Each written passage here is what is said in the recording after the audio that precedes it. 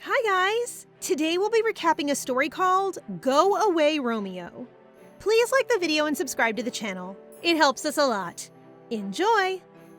We are all familiar with the tragic story of the star-crossed lovers Romeo and Juliet. But what if someone's story is much more tragic than theirs? What if the one who truly suffered is the one who is left behind? In a city riddled with violence due to the long-standing conflict between two warring families, Rosaline Capulet thought that she had found true love. However, he was the son of her family's enemy. We all know that this was bound to not end well. Romeo Montague was like a dream come true. The moment their eyes met, she knew that what they had was indeed true love. Despite everything, she took the risk. They had a secret relationship far from the judging eyes of others. For a time, he was the only one she could think of, even more so when he proposed to her. It felt natural to say yes to the love of her life, and she only wished that they could marry soon. However, just as quickly as his love for her had swept her off her feet, it also seemed to vanish just as fast. His eyes no longer held the affection it had when he looked at her. It was as if his attention was somewhere else. Gosh, men! No matter how attractive you guys are, you have no right to play with a girl's heart at all. However, despite the possibilities in her mind, she never doubted him. And a few days after, everything came crumbling down when her cousin Juliet died. What made everything worse, at least for her, was that hours later, Romeo was found dead as well. She was so devastated that she felt like her grief would take her life as well. The funerals were held separately, and the two families declared a truce to end the fighting. Both families were scared to reignite the wrath of God that they believed had cost the lives of two young people. Even though everything had turned bleak for Rosaline, the light shined on her when she discovered that Romeo had left her a gift. She was pregnant. Her son had brought happiness into her life. Even though her love was gone, she intended to keep him in her heart. However, fate was even more cruel to her than others. She eventually learned that Romeo and Juliet were lovers and that they faked their death all along. They ran away together and Rosaline was left behind. What a tragic start! An adorable little boy is seen picking a beautiful flower in the garden.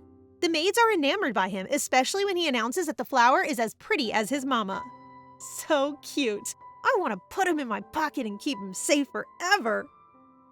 Meanwhile, Rosaline is facing the wrath of her father. He is enraged that she intends to attend the ball.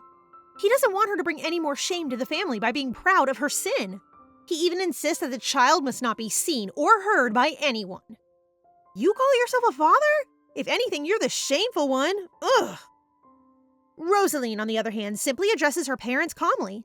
With a determined attitude, she tells them that despite what others think, she is not ashamed to be a mother. You tell them, girl. No matter what they say, she will attend the ball. Later on, as she is getting ready, she recalls how painful the wounds of the past still are. She is now reluctant to trust anyone with her heart again. Suddenly, her son comes barging into the room with a flower from the garden. How cute! He hugs her tightly, and she can't help but wonder if her innocent child will ever know of the pain his father had caused. Mino presents her with the flower, and she accepts it graciously.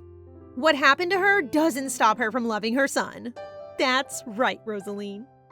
Despite the dirt that was covering the child from his adventure in the garden, she carries Mino in her arms, and she tells herself that she refuses to let the past take anything from her. She tells the maid that she should try another dress. Later on, mother and son look stunning in their outfits. Despite the strong opinions of her parents, she is determined to go to the ball unafraid. They even warn her that she's going to have to deal with what's going to happen on her own. We stan a strong, independent woman indeed. The moment Rosaline and her son are announced upon entering the prince's palace, the judging eyes of the crown turn to them. It does not take long for them to open their mouths and begin saying vile things about her and Mino.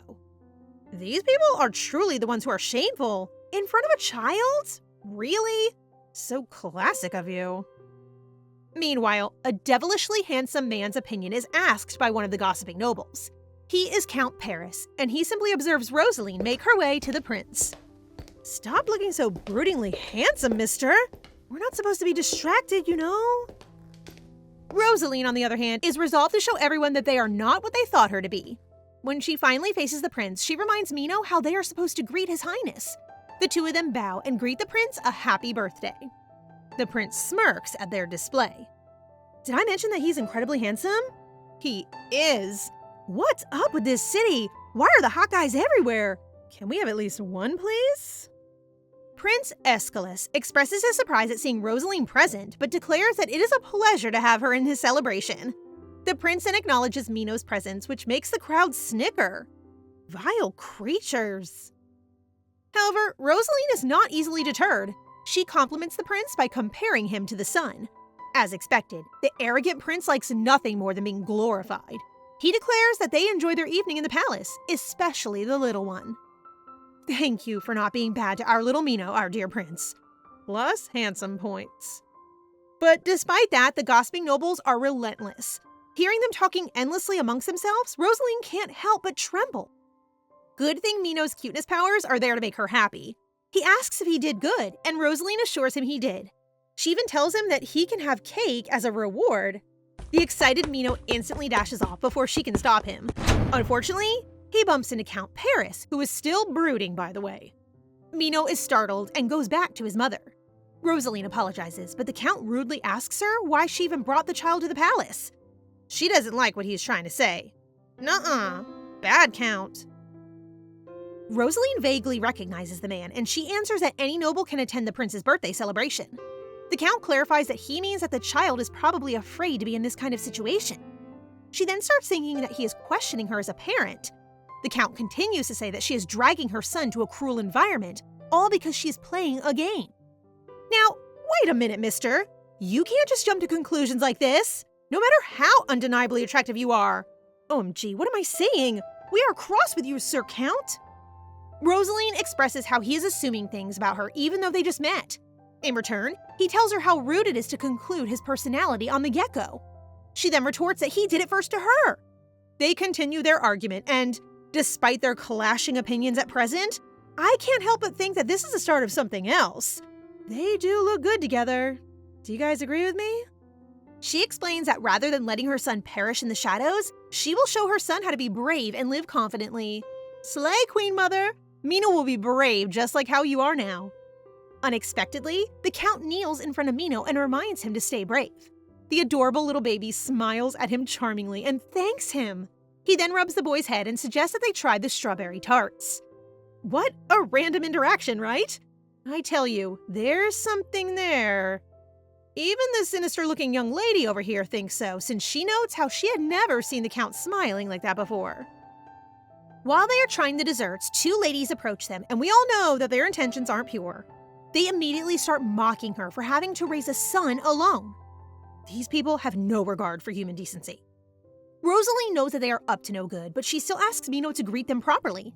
Her son smiles at them, and the two ladies, despite their horrible personalities, can't help but note how adorable he is. Suddenly, another young woman, Lady Claudia, approaches them. When Rosaline introduces Mino to her, the child merely trembles. Ugh, she really is sinister looking. Even our Mino sees it.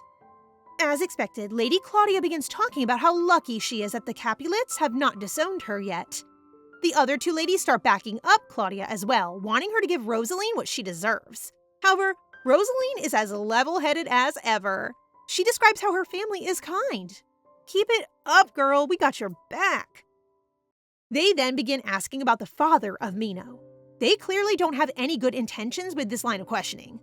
Our girl here merely regards them as indifference, stating that she has no obligation to them whatsoever. She even tells them not to discuss such things in front of her son. Meanwhile, Mino is distracted when some noble children begin beckoning him towards them. He excitedly makes his way toward them, but he clashes with a mean-looking noble, causing him to spill his wine onto his shirt. He does not take it well, even though he's dealing with a little kid. He starts shouting at him and calling him all sorts of names. Really mature. Rosaline instantly hides her son behind her while apologizing profusely. She is willing to take responsibility for what happened, but the noble won't accept it, and he even begins preaching about giving the child harsher punishment for being an illegitimate child. Ugh! What a horrible person! It's a freaking adorable child! Rosaline will not let anyone stomp on Mino, so she is about to retaliate. However, a hand on her shoulder stops her. It's Count Paris. He faces the Lord himself and asks the Lord to refrain from such undignified behavior. He reprimands the Lord like a boss for interacting in such a way. Before the noble can add anything, the prince himself approaches them. He stops him from ruining the night even more. The lord is humiliated, so he stomps away from the scene. Serves him right! What kind of grown man would have beef with a kid? Rosaline looks at Count Paris, incredulous that he went out of his way to help her. The Count merely smiles at her. OMG, I am swooning, especially with this knight in shining armor display earlier. Rosaline and the Count are still lost in each other's eyes. When she realizes this, she averts her gaze. The prince, on the other hand, demands to continue the revelry. When everyone else is distracted, Rosaline bows in front of the Count and the prince to express her gratitude. However, she still thinks that she should have handled it herself. She clearly doesn't want others to solve her problems. Suddenly, Mino calls out to her. She notices how badly the situation has affected him. Count Paris declares that her son is in a state of shock and offers to take them someplace else to rest. Why does he have such dazzling purple eyes? I'm getting distracted again. Rosaline refuses his offer. She expresses how appreciative she is, but she wants to take her son home instead of taking a proper break from all these people. She smiles at her son as she leads him away, but the little baby Mino is still teary-eyed from what happened. Oh, poor baby. I want to hug him so bad. Rosaline hears the other nobles gossiping once again, and she has had enough. While carrying her son, she turns back at them and glares menacingly. Do not mess with the queen, people. She will not let anyone hurt her son no matter how entitled you all are. Meanwhile, as they watch Rosaline walk away, the prince warns Paris not to involve himself with her if he wants to preserve his reputation. Back home, her father uses the "I told you so" card, while her mother tells her how she should have listened to them. But she ignores them. Later on, while they're taking a bath, Mino is still crying. He tells her how sorry he is for ruining everything. No, it's not your fault, baby. It's those terrible brought-up old people. Rosaline is shocked by this and instantly hugs her son. She assures him he did nothing wrong. That's right. She tells him that she will always protect him, so she has to be strong. She knows that the commotion had garnered her unnecessary attention. No matter what is to come, she will be ready for it, and she is determined to face it. Mino, despite his obvious sadness, declares that he is strong too, since he did not cry in front of everyone. However, she tells her dear Mino that crying is never shameful. She tells him how he cannot keep all his pain bottled up inside him and never let it out. Otherwise, all of it will explode into something bad. She knows that he will understand when he's older, so for now, she assures him that he can smile brightly, and she will take care of everything. When they are ready for bed, Rosaline offers to tell Mino a bedtime story. The boy is ecstatic since he loves stories. She tells him about Queen Mab, who is the elegant queen of the fairies. She describes how tiny she is and how she dances on top of people's noses when they sleep. At first, Mino doesn't like the idea of a tiny person dancing on his nose, but she explains that she does this to give people good dreams about what they desire the most, such as candies and butterflies. We love their mother-son relationship. Rosaline loves her son so much that it's heartbreaking that she has to deal with so much. Suddenly, Mino declares that he dreams about having a papa. Rosaline is shocked to hear this, but before she can say anything else, her son tells her how sleepy he is. He tells her how he will dream about having a papa along with his mama.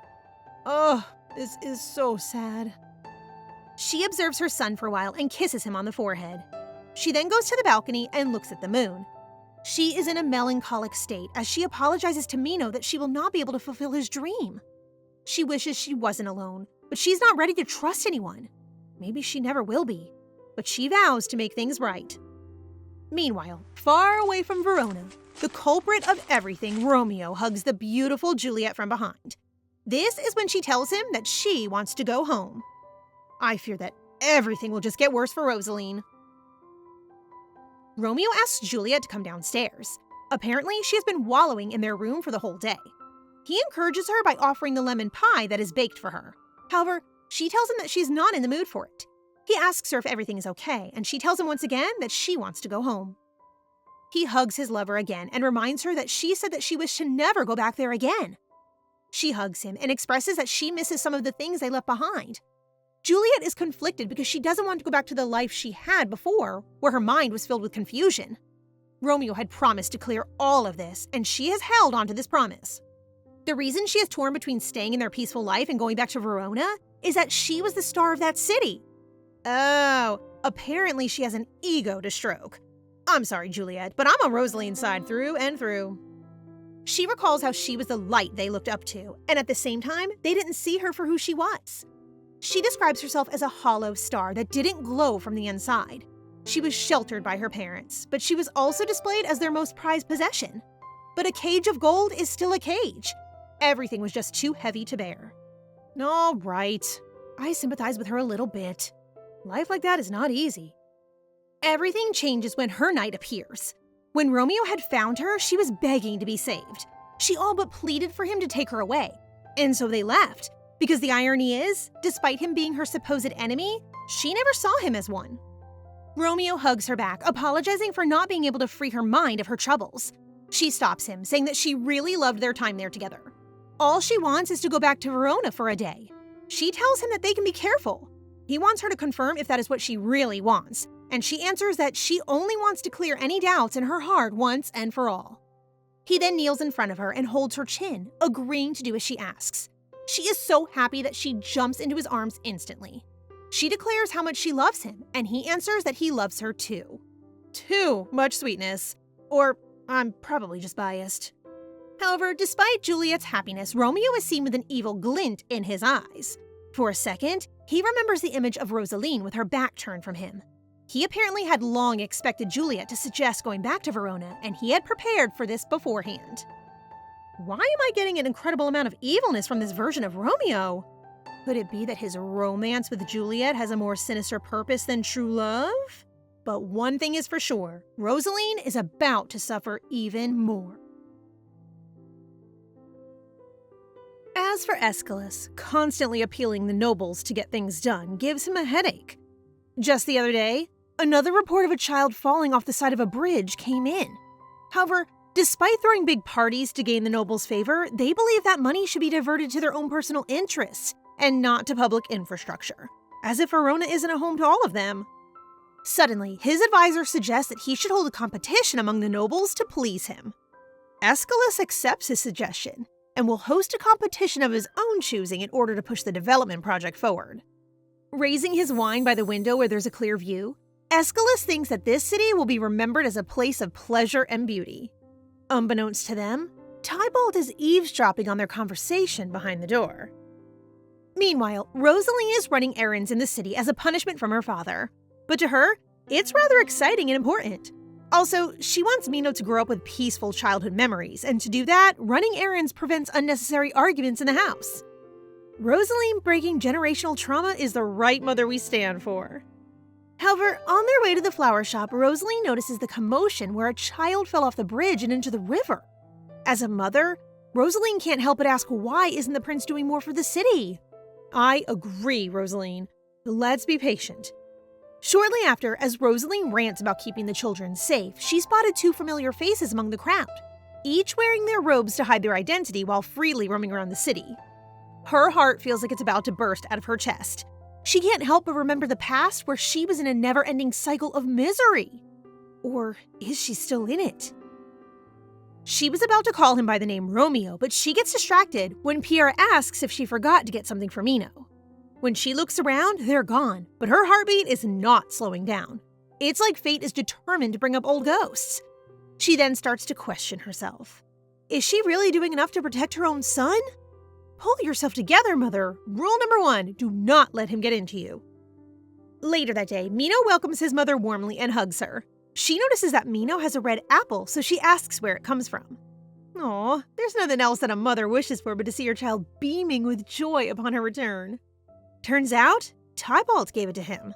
When she enters the room to meet him, Tybalt casually sits on the couch, perfectly embodying his nickname as the Prince of Cats. I mean, his eyes do look like those of cats. However, Rosaline is determined to do everything through sheer strength of will in order to stand against anyone, despite the rumors circulating the noble houses. But then, Tybalt has something else to offer, an opportunity that won't make her powerless anymore. Sometimes playing with cats can be dangerous, but will she trust him when he says that he won't scratch her? Lady Capulet, the matriarch of the family, summons the whole family to announce that the prince will no longer host more balls. Instead, he has announced a royal arts competition. This event aims to recognize and cement Verona in the advent of the Renaissance era. Rosaline thinks that it is exactly what Tybalt has told her.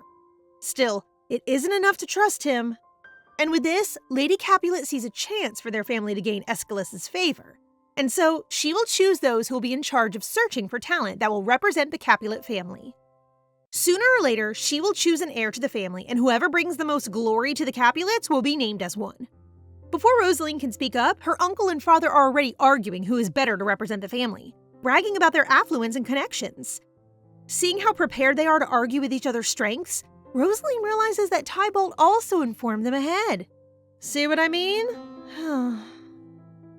Then, the argument turns into personal attacks and the whole family is in chaos, bickering at each other. So how is she supposed to speak now? Suddenly, Tybalt whispers in her ear, if she wants to survive politics, then she must take advantage of the chaos. Read its air and ride its flow. She's fully aware that Tybalt can't be trusted, but this can be her chance. And so, she snatches the pitcher full of wine and goes up beside Lady Capulet. She then pours some wine in her glass, sympathizing how difficult it must be on her grandmother's side. Lady Capulet notices her, saying that she cannot pass her legacy to a chaotic group like them. Rosaline grabs this opportunity and tells her grandmother that perhaps the person she's looking for is the one she least expects the most. In short, choose her. Lady Capulet is about to take a sip, but she stops and glares at her. She can clearly see what Rosaline is up to. After all, she's a veteran and no one should mess up with her. Lady Capulet asks her directly why she should allow Rosaline to participate when she's the most troublesome in the family. The prince has never been so cordial with the Capulet family, even under Lady Capulet's leadership after all these years. But Rosaline argues that if their family had better connections with the prince, they wouldn't have had this meeting to discuss it in the first place. Perhaps she can be useful. Woohoo! You go, Rosaline! Lady Capulet's lips make a curve. Suddenly, she stomps her cane to call everyone's attention because the lady has decided. As expected, Bernardo and Geronimo will take part in the competition on behalf of the Capulet family, but there's one more thing. Rosaline will also participate. Good decision, Grandma. This makes a lot of objections from the whole family that even Geronimo, Rosaline's father, sided with her brother Bernardo in awfully criticizing that Rosaline has no special qualities and only brings shame in their family name. Wow! Judge her much? Pfft. Rosaline is about to speak up because she can't let them persuade Lady Capulet to disregard her, but then Tybalt raises his hand, saying that he wants to take part in the family head selection as well. And just like that, everyone's attention is diverted to him. Lady Capulet silences them again, emphasizing that her decision is final and irrevocable. Sometimes Tybalt seems like a good person, but we aren't sure about that yet. When the meeting is dismissed, Lady Capulet commends her that she has a way with words, but in the end, it's the results that matters. If she ends up bringing shame once more, she will be shunned and never acknowledged by their family ever again. To her, fate is slowly returning in her favor, so she can't waste this opportunity. With this, her son will not suffer under prejudice and mockery by his own family. He will be loved and respected like she's always wished for herself. How far will she go for her son? Shortly after, Tybalt reminds her that the portrait will hold a significant value for the ones in power to be able to appeal to the public, and putting together an ideal image is crucial in crafting the public opinion of the rulers. Rosaline is quick to grasp what he's trying to say, that whoever is able to have control over the art also has control over the economy of nobles. While in deep thought, something catches her attention, a famous cityscape painted a few years ago.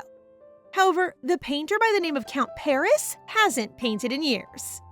Count Paris, it rings a bell. He is the best one in Verona, and Aeschylus himself used to commission him for all his portraits. Despite being the best, he stopped after his beloved died. Indeed, he's a genius painter who never picks up the brush again after he lost his muse. But Rosaline is still determined to ask this man. However, Tybalt warns her that a lot of people failed to convince him to paint again. It's like she'll be wasting her time going to him. Why is he stopping her now? Something's already fishy at this point. Tybalt then asks her to look for another painter instead, but she knows very well that he isn't the type to back off when he wants something. What did that man do to make Tybalt avoid him? Even so, Paris is the winning key to this competition, so she has to convince him. Well, it turns out that Count Paris is the same man from the ball. Rosaline knows that he's most likely to say no to her, given their last interaction, but then Paris tells her that he might be able to have some of his connections to assist her under one condition. He gives her a list containing the materials they will require. However, these are rare and hard to find. If she can get it by the end of the day, then he'll introduce her to them. Wait there, sir. That's quite tight for a deadline. But of course, she'll do what it takes to get it. Rosaline expresses her gratitude for this opportunity and takes her leave. Paris is looking out the window when his butler reminds him that he gave her an impossible task. After all, the dragon blood pigment alone will be difficult to find because of its mythical reputation. But for her sake, she shouldn't get herself involved in Aeschylus's political game, nor he wants to take part of it. Oh, so you want to keep her safe, huh? How nice of you, handsome fella. Also, it's a shame to see the city damage the value of art. The pursuit of art in its purest form has been tainted, and it's been a long time since he had the passion to pick up a paintbrush. Later that evening, while Paris is taking a hot bath, he thinks that Rosaline has given up since it's already late. When he saw those decisive gleams in her eyes, he had a brief worry that she might actually go ahead and do it. This is for the best. Or so he thought. He then hears resistance outside, so he goes out on the balcony only to see Rosaline covered in mud and wounds, arguing with the guard to let her go inside and see Paris. Whoopsie. That's not the face of someone who gave up at all.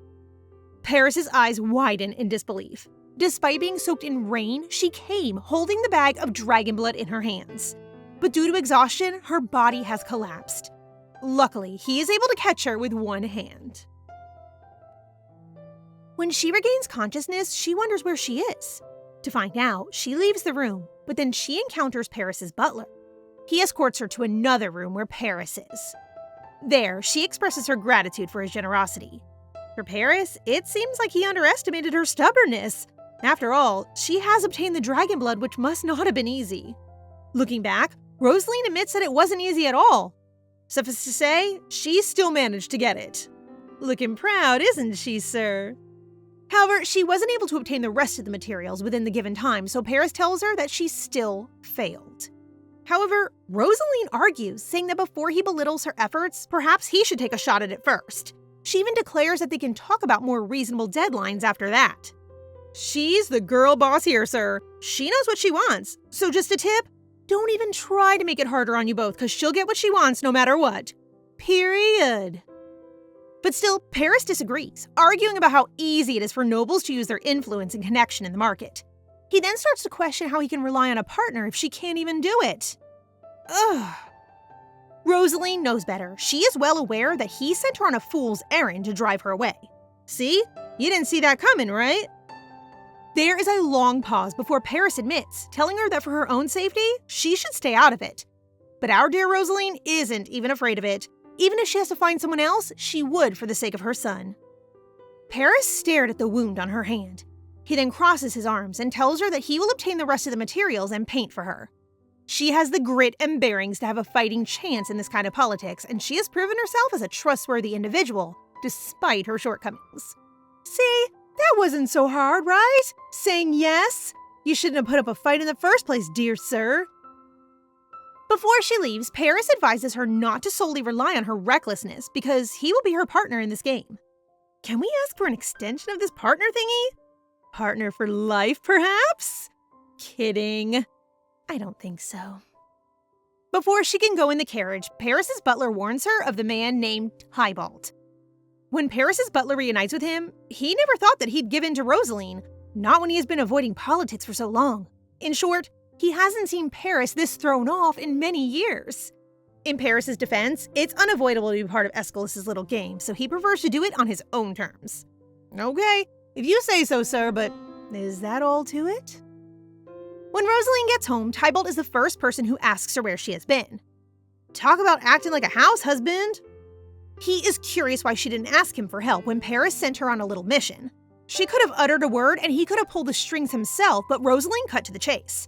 After revealing the information he had to her father and uncle, she can't definitely trust him. Also, she tells him how Paris's butler warned her about it, but all he can say is that he could have told her that himself. He's not even denying it, huh? Then, he notices her wound and quickly grabs the bandage out of his pocket to wrap around her hand, asking what she plans to do. Wait, what?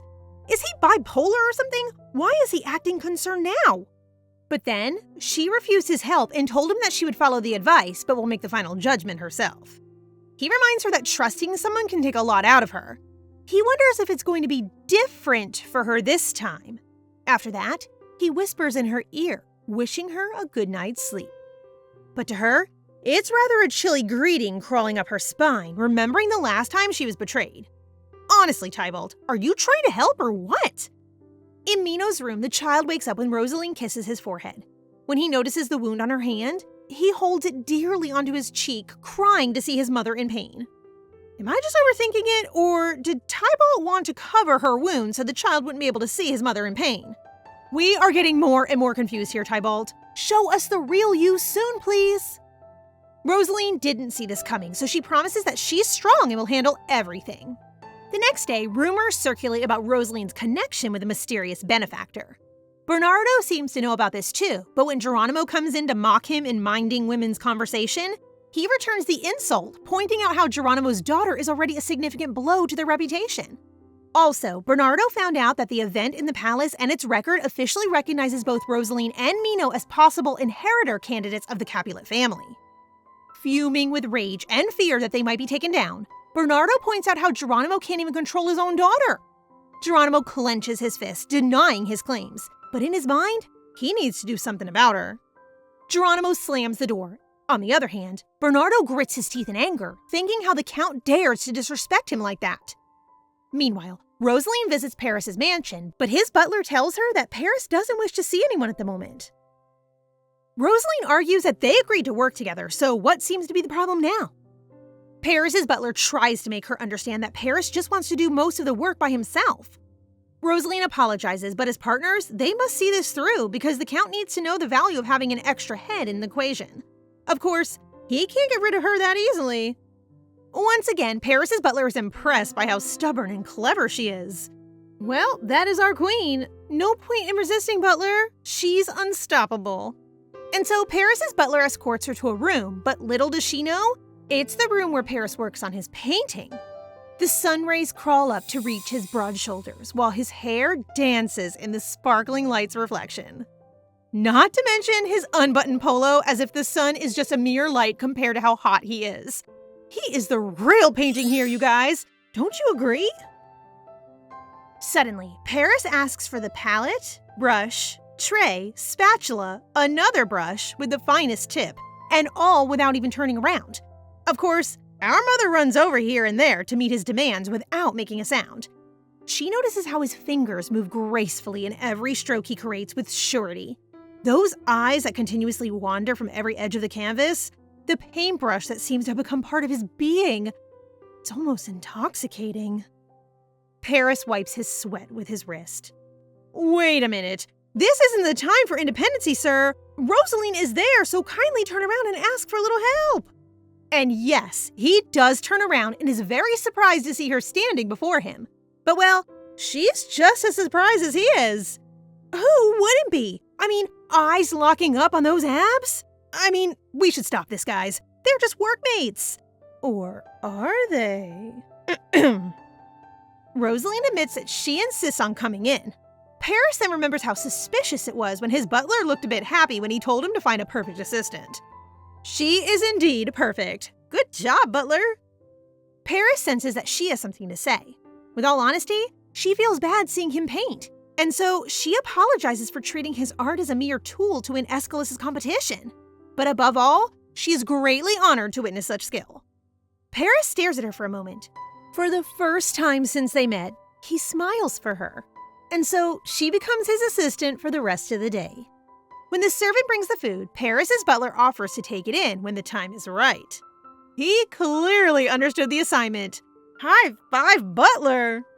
Seeing Paris having the motivation to paint again, and Rosaline, who seems amused by his art, is such a wonderful sight to see. For the rest of the day, Paris smiles in between the strokes of his art.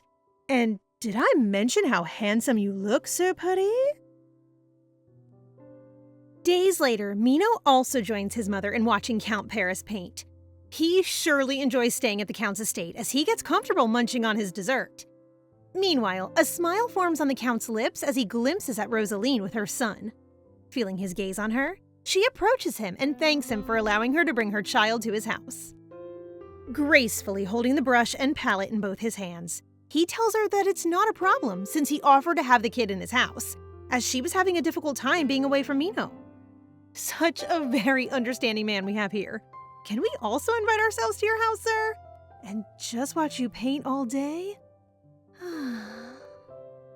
Rosaline observes that Paris hasn't made much progress in his painting over the past few days. With a hint of worry on her face, she asks him if everything is all right. In her mind, she ponders on why he is hailed as the most renowned artist in the city. She's always in great awe of the way he moves his brush, which for her is such a sight to see. But lately, she has observed that the Count seems to be down and that something is weighing on his mind. Paris, on the other hand, is having an inner monologue about how he can't seem to find inspiration lately. He thinks about introducing Rosaline to another artist, but then he thinks about how she has trusted him already and he doesn't want to let her down. Meanwhile, Mino, who's intently observing Paris painting some strokes on the canvas, gets excited, and his eyes sparkle upon seeing the painting. He suddenly exclaims that he wants to paint too. With excitement rushing over him, he accidentally knocks over the bucket of paint, making him shout as he's about to fall. As quick as light, Rosaline and Paris rush to Mino. Both of them end up catching Mino before he could fall to the floor. Just look at that scene. The three of them in one frame and very close to each other. It just looks so adorable that you could think that they are one cute family. Fingers definitely crossed. When they get up, he asks her if her son is all right, but she replies with an apology for what just happened. Seeing the paint that just got knocked off, making a mess on the floor, she reprimands her son and tells him to apologize to the Count. Trembling, Mino apologizes to Paris, but what happens next is not what he expected. Paris gently pats his head and comforts him. The Count tells him that he was once in his shoes, being so enthusiastic about art. Just then, he dips his brush into the paint dripping on the floor, saying that he is just reminded that inspiration can come from unexpected things. Later, he becomes happy seeing how the color of the paint turned out to be perfect for his painting. Everything turned out well, and Mino is so happy that he gets to paint together with Paris. The scene of both of them together makes Rosaline pleased. Gosh, he's so perfect. I want a man like that too. However, it's revealed that someone is watching them secretly, as there is a shadow lurking outside the room they're in. Rosaline is very excited and in such a lovely mood, as she would finally get to see the painting finished. Just as she thought that everything has been going well, some news shatters her. The painting that Paris has been diligently working on for days got cruelly destroyed. Who could have committed such an unacceptable act? It seems like something sinister is brewing. Shocked by what happened to the painting, Rosaline suggests conducting an investigation, but Paris tells her not to bother as he will handle the situation. With his darkened expression, he turns his back and tells his butler to stay with Rosaline. With the person on his mind who might be behind the incident, he recalls the encounter he had with Bernardo the other day. Bernardo confronted him about his partnership with Rosaline, but he replied that it was of his own accord to help Rosaline. He continued by saying how disheartening it is to see how much he's changed.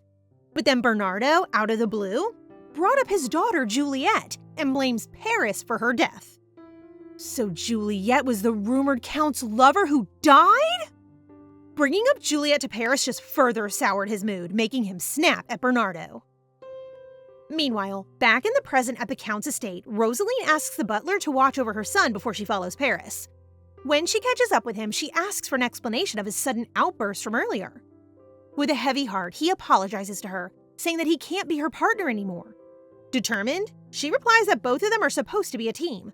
She comforts him, saying that he shouldn't deal with the situation on his own. Still turning his back to her, he says that it is not her problem and he is solely to blame for what happened. It's me. Hi. I'm the problem, it's me. Sorry, his statement reminds me of Taylor's anti-hero. #Swiftie. Rosaline is feeling an urge to pry answers from him, so she lets her emotions win and asks him what is troubling him. Realizing that she deserves to know what happened to him, he starts narrating how his experience being on the verge of saving someone he treasures, but only to fall short and fail halfway. That it was his fault for losing such a person, and he goes on days being haunted by regret. Meanwhile, hearing his story reminds her of those days with Romeo. The grief she feels from his story seems like a mirror of herself when she lost Romeo. She concludes that she and the Count are in the same shoes. The only difference is that unlike her, who has moved on, he is still stuck in his past. Realizing how much pain he's bearing by himself, she tells him that she will not force him anymore to do the painting, and that she can look for another partner. Bowing to his back, she expresses her gratitude to him and walks away. Surprisingly, he stops and closes the distance between them. He then offers her to provide indirect assistance through his connections. When she questions his decision, he firmly expresses his commitment to helping her. Commit romantically too, please! In the Imperial Palace, Rosaline graces the prince, but he mocks her because she seems to not have anything prepared. Well, we all know that our girl is a fighter and doesn't back down from challenges. Can't wait to see what trick she has up her sleeve. The judging day begins for the competition, and the capital is hyped up about it, looking forward to who will win. The different nobles then begin presenting their art to the prince, who's getting bored as he criticizes in his mind the people feasting in front of him. Even though they seem to show interest in art, everyone just wants to play their part in the competition to show off their wealth. But then, there's another person he thinks is an exception from these people and wonders what she's been up to. With boredom striking him, he remembers what Rosaline had told him regarding why she wasn't able to present him with the art for the competition. But she told him that she had prepared something for him, and in hopes that he'll like it. Snapping from his thoughts of her, he is hoping that she would at least save him from the boredom he is in. Now, as everyone is anticipating knowing, the prince declares his winner for the competition. It is none other than Bernardo Capulet with his commissioned artist. This is so unfair! If Bernardo didn't destroy the Count's painting, for sure Rosaline together with Count Paris would win. No. Bernardo's painting will now be displayed in the front square for all the people to see. As they parade going to the square, they observe that there's a commotion going on. Strangely, the citizens keep thanking the prince as they cross paths with him. Despite his royal guard's request to stay put, he walks on his way to check what's causing the fuss. Surprisingly, it turns out that Rosaline is distributing a piece of paper to everyone, and he asks for one. The content of the paper shocks everyone. What could be on the paper that earns such a reaction from them? Bernardo is annoyed by the crowd that's blocking his way. He angrily shouts, commanding them to move. But he gets interrupted by Lady Capulet, who also happens to be holding the piece of paper that Rosaline is distributing. The lady commends what Rosaline has done, making Bernardo's face pale. Lady Claudia, who also got a hold of the paper, gets shocked upon checking it. It turns out that on the paper is a sketch portrait of none other than the prince. The other thing that is making the portrait so controversial is that it was done with the help of the commoners. Many would surely want to disqualify the sketch as part of the competition, but it would be an impossible thing since the portraits bear the sign of Count Paris and his artisans. The sign holds such power that disregarding it would mean that they're facing the most influential group of the city. Woo! The power that our Count holds! And the cunningness of our Rosaline! Girl is on fire! They better bow down to them! On the other hand, Lady Capulet, who is amazed by her granddaughter's stunt, tells her two sons Geronimo and Bernardo that she'll let Rosaline partake in the family meeting and let her express her opinions. Her statement angers the two, and they find it very unacceptable. That's what you get. Clearly annoyed by how they respond to her words, she lashes out at them for questioning her decision. She adds that Rosaline might not have won the competition, but she surely won something bigger, and it's the prince's heart. She keeps on complimenting Rosaline for her creativity in playing with the messy game of politics and highly acknowledges her. As she well deserves. So proud of our girl. Meanwhile, Rosaline, who's standing out brightly in the crowd, glances at Paris, who is just in the distance. She ponders how he has been of a great help to her. Through his connections, she was able to meet the best artist who aided in pulling off her stunt, which shocked everyone. He was at her back throughout her entire plan, fully supporting her in every way he could. He's such a man. No, he is the man. While Paris, on the other hand, keeps staring at her from afar, he comments on how Rosaline for him is quite something. And it seems like he isn't the only one who thinks the same, as she has now captured the prince's attention. Suddenly, someone catches Rosaline's eye. In the midst of the crowd, there are two figures that cover themselves in hooded cloaks. The other figure turns his head toward Rosaline, and it turns out that he is Romeo. You mother F! My apologies. I just can't help but get heated up with this guy. Wondering about the festivities happening in the capital, Juliet, who's with Romeo, asks him if they should see what's happening for themselves. He agrees, but when he sees Rosaline being crowned by the prince, he changes his mind and suggests they should keep going, reasoning that there might be someone who can recognize them. On the day of the judgment of the competition, it is Bernardo who has been officially proclaimed as the winner. But it is a short-lived winning moment for him, as the memory of his victory blows past in the people's minds. That's what you get for doing such dirty tricks. Meanwhile, even though Rosaline is not held as the official winner of the competition, what she accomplished is beyond valuable and will go on for many years to come. You go, girl. You deserve everything after going through those series of mischief thrown at you. In the house of the Capulets, a letter bearing the royal seal has arrived for Rosaline, making her wonder what it could be about. While descending the stairs while reading the letter, she surprisingly sees Tybalt with her son. When she asks when he arrived, he replies that he just arrived and adds that he happens to be teaching Mino some skills. He then asks the kid to greet her. With such a great posture, Mino greets his mother so gracefully. Such a charming kid. After commending him for doing a great job, Tybalt turns his attention to Rosaline and asks her about the letter she's holding. She answers him that it is just about Prince Aeschylus summoning her for a private audience. He then congratulates her, and she thanks him in return. It seems like he wants to say something to her, but when she asks if he has, he is quick to say there's nothing. His expression tells me he has something to say to her, though. Responding to the letter sent to her, she arrives at the palace with the thought that she didn't expect to be back there so soon. On her way to Prince Aeschylus, with the royal butler leading the way, she stumbles upon Lady Claudia together with her two other ladies. They are clearly annoyed by her presence, and they don't even return her greetings. Such rudeness! Truly, they are just jealous and bitter. Arriving at the outside of the palace, Rosaline is escorted to the private lake. What welcomes her is the sight of the prince bathing in the lake. Surprising her, Aeschylus catches a fish by his hand. He then acknowledges her and even invites her to join him in the lake, adding that the cool water of the lake truly takes the heat off. Would you mind if we joined you, Your Highness? We need to cool down with the sight of you bathing naked in that lake, too. Maintaining the formalities between them, Rosaline refuses his offer. Observing her being so stiff and formal around him, he tells her that she can loosen up a bit. After exchanging some words regarding the intention of the letter she received from him, she directly asks why he called for her. He tells her that he had taken an interest in her, especially in what she pulled during the competition finale. He continues, saying that he sees some parts of himself in her, the feeling of being watched and where everyone sees you rise and fall.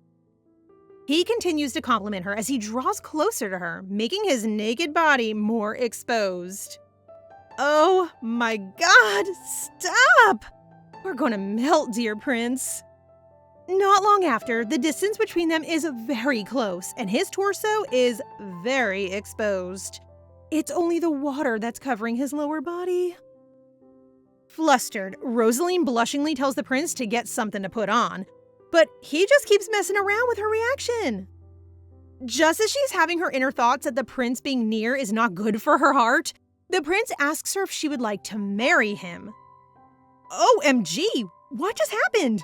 We were just witnessing his well-toned body, and the next thing we know, he offers her marriage? What about us? Rosaline is taken aback by what Aeschylus has just declared to her. After recovering from it and composing herself, she questions his offer. He expects her reaction to say that it will be natural for her to think that his offer is a joke. However, he shares the possibilities if they were to get married and that both of them would make a wonderful pair. Not siding with his offer, she refuses it and brings up her son, saying that it is her Mino above anything else. So he gives up on playing with her. But what she doesn't realize is that the distance between them has become so close. He even poses, flaunting his body. This is a good picture for wallpaper, but so unnecessary, Your Highness. Normal people don't just have conversations with others while they're naked. Not that we're complaining, though. Like, at all. Out of nowhere, a white cloth flies into the prince's face, and he is asked to put it on. It turns out to be Paris. He quickly checks on Rosaline, and she assures him that she is fine. I smell a slight jealousy somewhere in France. The prince defends himself, saying that he didn't mean anything indecent, but Paris nags at him and says that he's worried about Rosaline. She then assures him to stop worrying, since she reveals that the prince was just joking before he arrived. When he asks what the prince was joking about, the prince nonchalantly replies that he tried to ask for her hand in marriage but got rejected. Confused by the prince's strange actions, he questions him if something happened or if someone is threatening him. But the prince assures him that there is none and remarks that a storm is brewing and that it's approaching fast. What could he mean by that? The prince then asks if they are up for some coffee. As they go together on their way, the prince looks behind him and ponders that the two are kind of people he rarely meets, so he intends to keep them by his side. I agree with you on that one, gorgeous prince. As the night envelops the town, in an alley, Tybalt faces a mysterious cloaked man. He talks to the man, saying that their meetings have become more frequent. The man faces Tybalt with a knife in his hand, saying that his master greets him. The man swiftly attacks Tybalt, but he is quick to dodge it, grabs the knife from him, and holds him hostage with it. Out of nowhere, a group of cloaked men appears and attacks Tybalt, making him lie on the ground bleeding. The man who seems to lead the group talks to Tybalt, saying that his inevitable downfall will begin tonight. Tybalt recognizes the man's voice and refers to him as Romeo's lapdog. Tybalt is tied to a chair, and when his consciousness comes back, he faces a man who greets him. With a sly smile on his face, Tybalt calls the man Mercutio, and he just gets smacked hard in the face. Ouch! That must have hurt so much. After exchanging insults with each other, Mercutio is about to punch Tybalt again when a loud voice booms, stopping him. Romeo appears and greets the beaten-up Tybalt. Tybalt asks Romeo what he has done to put him in such a poor state. Romeo confronts him about working closely with Juliet's father. Tybalt then defends himself, saying that it is just a misunderstanding, and confirms that he's still on his side. He then asks him to release him so he can explain himself well, to which Romeo agrees. On the other hand, the palace gets busy preparing for a celebration. It is planned to be the grandest revelry of the season. Unexpectedly, the prince asks for Rosaline's help in the preparation of the 3-day-long celebration. The prince greatly appreciates her assistance despite his last-minute request. The two discuss different matters to take into account for the party, and she is very enthusiastic about it. They then decide to take a break, and on their way, they meet the high priest.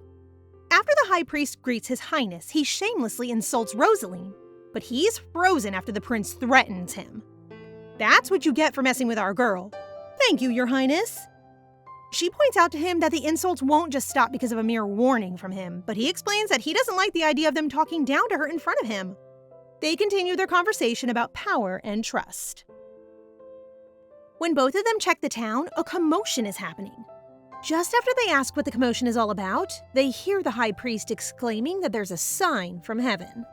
The high priest continues his statement, revealing to everyone that the tombs of Romeo and Juliet have been found empty. Hold up. Romeo and Juliet and heaven don't coincide with each other at all. Rosaline is shocked and left pale by the announcement. Lurking in the crowd with them is Mercutio, holding a small cross. And so, the spectacular celebration has commenced. It is a night of glamour and splendor, and yet Rosaline feels anxiety curdling in her stomach. No pleasant conversation and champagne can erase her worries for her son. Leaving Mino behind is a hard decision for her. Rosaline must be so worried for our dear Mino. A hand on her shoulder pulls her out of her reverie. The handsome Count Paris tells her that she chose not to bring Mino to that place. He says that she is wise for doing so because despite the lively facade, there is a brewing tension among the nobles. Rosaline agrees with him. This moment is not suitable for a child. Paris questions her certainty about taking her current path, one filled with risks and uncertainties, especially since this means that she'll often have to spend time away from her son. He tells her that she can still step back and reassess. However, determination radiates from our Rosie when she declares that there is nothing to reassess. For Mino and for her, she has to go out there and get as much help as she can. Rosaline knows he's worried, but she assures him that she'll be fine. He reaches to touch her as he vows to always be there for her. Aw, he's so sweet. How do I get a man like Paris? Somebody tell me. Even though she is taken aback, she is genuinely thankful to him. Then, with a charming look on his face, he tells her how beautiful she looks, describing her as a gem. Oh, Paris, stop it! If I were Rosie, I would have already melted by now. Such a charmer. Right then, Prince Aeschylus joins them, annoyed that he is being left out once again. As the three of them settle into their little group, the noble begins talking about Rosaline and how she wants them to bear witness to the power she's gaining. They remark that, as a Capulet, she'll be a force to reckon with. Not long after, the high priest catches everyone's attention. After acknowledging Prince Aeschylus and Count Paris for the celebration, he makes an astonishing announcement, one that leaves the nobles of Verona doubting their eyes. He declares that someone will rejoin them that day. And as he said, a figure who for a long time belonged in their imagination walks gracefully back into their lives. The radiant Juliet Capulet comes to reclaim her spot in Verona's social hierarchy. The darling of the people appears before them like an impossible apparition, alive and well despite her supposed death. Juliet's father is more than shocked to see the daughter he has mourned now standing very much alive.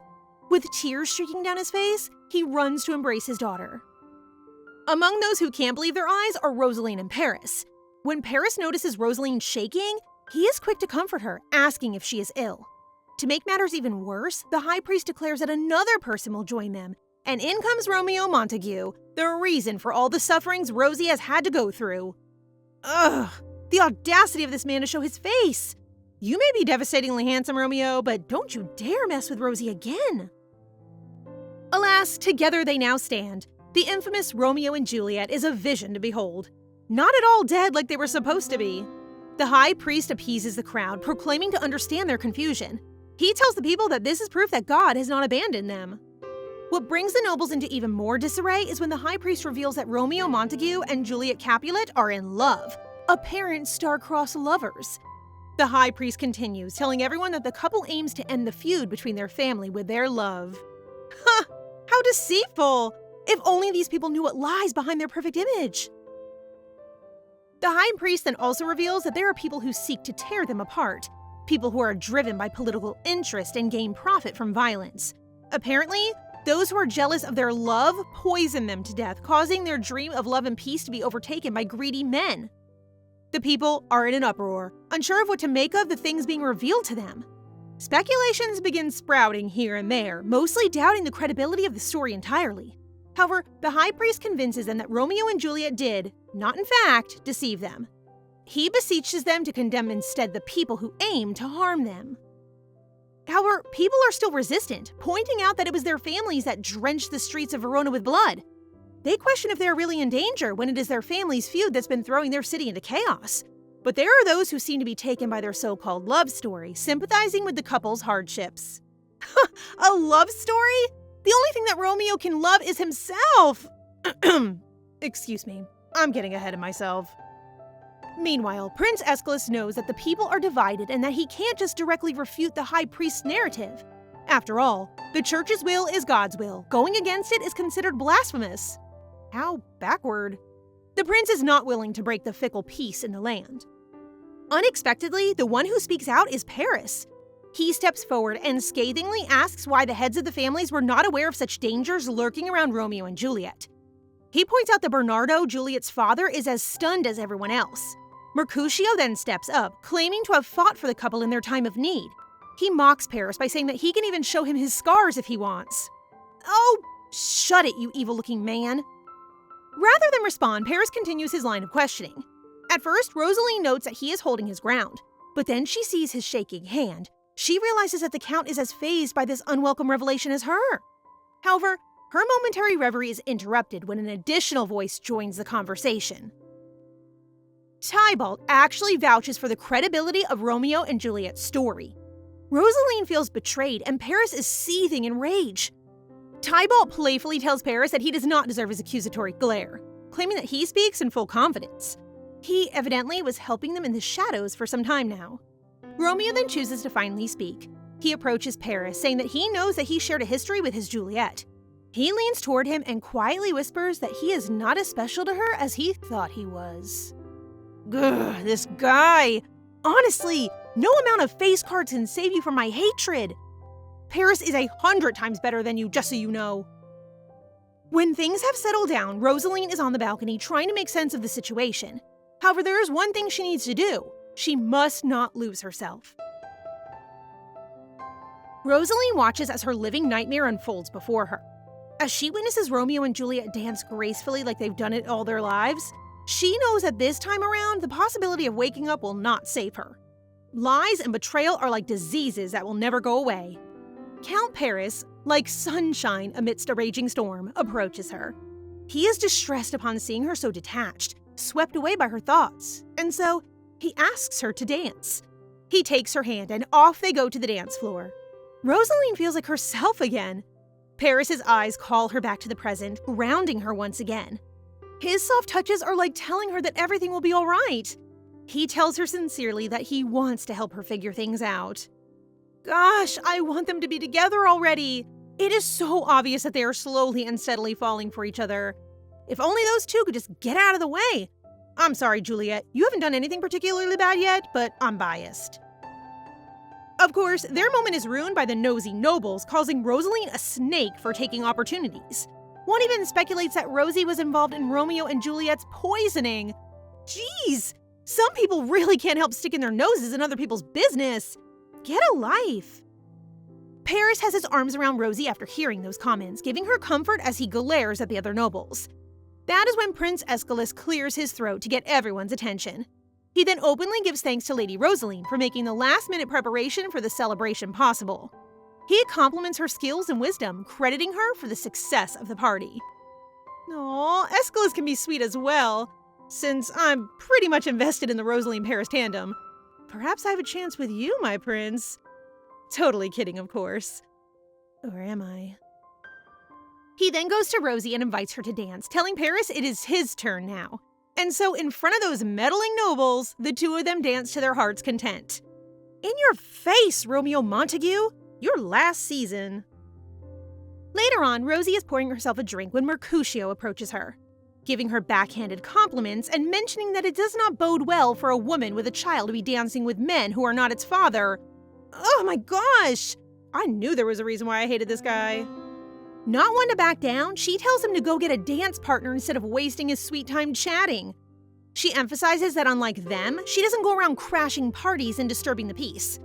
Mercutio is offended for a second, but then he smirks. The infuriating man mentions her losing sight of her own son. Rosaline freezes and instantly turns around, searching for Tybalt. Don't you dare, Tybalt! Is it not bad enough that you betrayed her?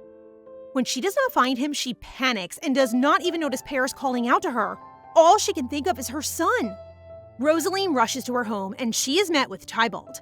She instantly goes off on him, demanding to know where her son is. Tybalt smiles at her, saying that she is too late for he has already accomplished what he has set out to do. What did you do, Tybalt?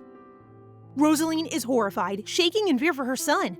He then tells her that he was just having a chat with the little one about the importance of family. Oh, thank God. Good thing he's not that evil. Tybalt then broaches the topic of Mino's inevitable meeting with his father. He mentions that he was just teaching the boy some valuable skills. He tells her that Mino will grow to resemble Romeo even more, and eventually, he will grow to resent her. Rosaline is baffled that he even knows about Mino's parentage. Her cousin continues his speech, telling her that she should have stayed in the shadows and hid behind the walls with her son, claiming that if she had done that, she'd have kept him safe. Tybalt is being cruel. He tells her she is powerless despite everything she has achieved. He emphasizes that no matter how much she climbs, she still hasn't made any progress.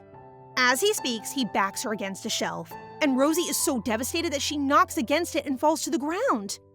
To his surprise, Rosaline dismisses the maid who tries to help her and stands up like nothing has happened. Our girl Rosie will not let you bully her, Tybalt. She reminds him firmly that her son is a possible heir to the Capulet household, and it is only right that she step out of the shadows so she and her son won't be isolated from the world. She reminds him as well that she did not voluntarily step out of her accord. She did so because of the people who have wronged her. She calls him a fool for thinking that she'll go back to how she was before. Romeo will have to fight her to the death before he can get his claws on her son. You go, girl. You show those people what you're made of. With a will as strong as steel, she vows to carve her own path and take her son with her. Tybalt is dumbfounded by the sheer tenacity of his cousin, commenting that her resolve might just scare off Romeo's goons. He pats her head and tells her to remember these burning emotions, for she will need it. That's right, our queen has an iron backbone indeed. Unbeknownst to her, Tybalt actually reports to their grandmother. He tells her that Rosaline is something else and that she might be the one who comes closest to the matriarch standards. Trusting his judgment, she tells him to have Rosaline come to her. The truth is, Tybalt went to visit Mino to tell him something important. He wants him to always remember that his mother loves him very much.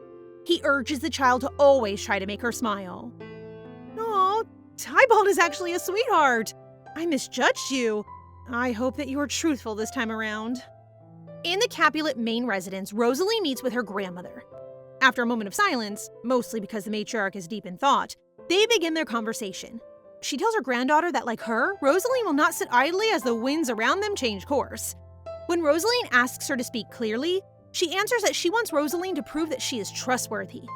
Rosaline describes how strong her ties are to the royal palace, especially with the prince. She offers to be her eyes and ears there. Although she is quite guilty that she is making it seem like her friendship with Aeschylus is not genuine, she has to let her grandmother hear what she wants. She then boldly emphasizes that she will want something in return. The matriarch is incredulous by her tenacity, but she pushes on. She even questions if the lady is thinking about being friends with the Montagues, to which the lady answers that she is not a fool to believe that two people playing lovers will resolve a centuries-old conflict.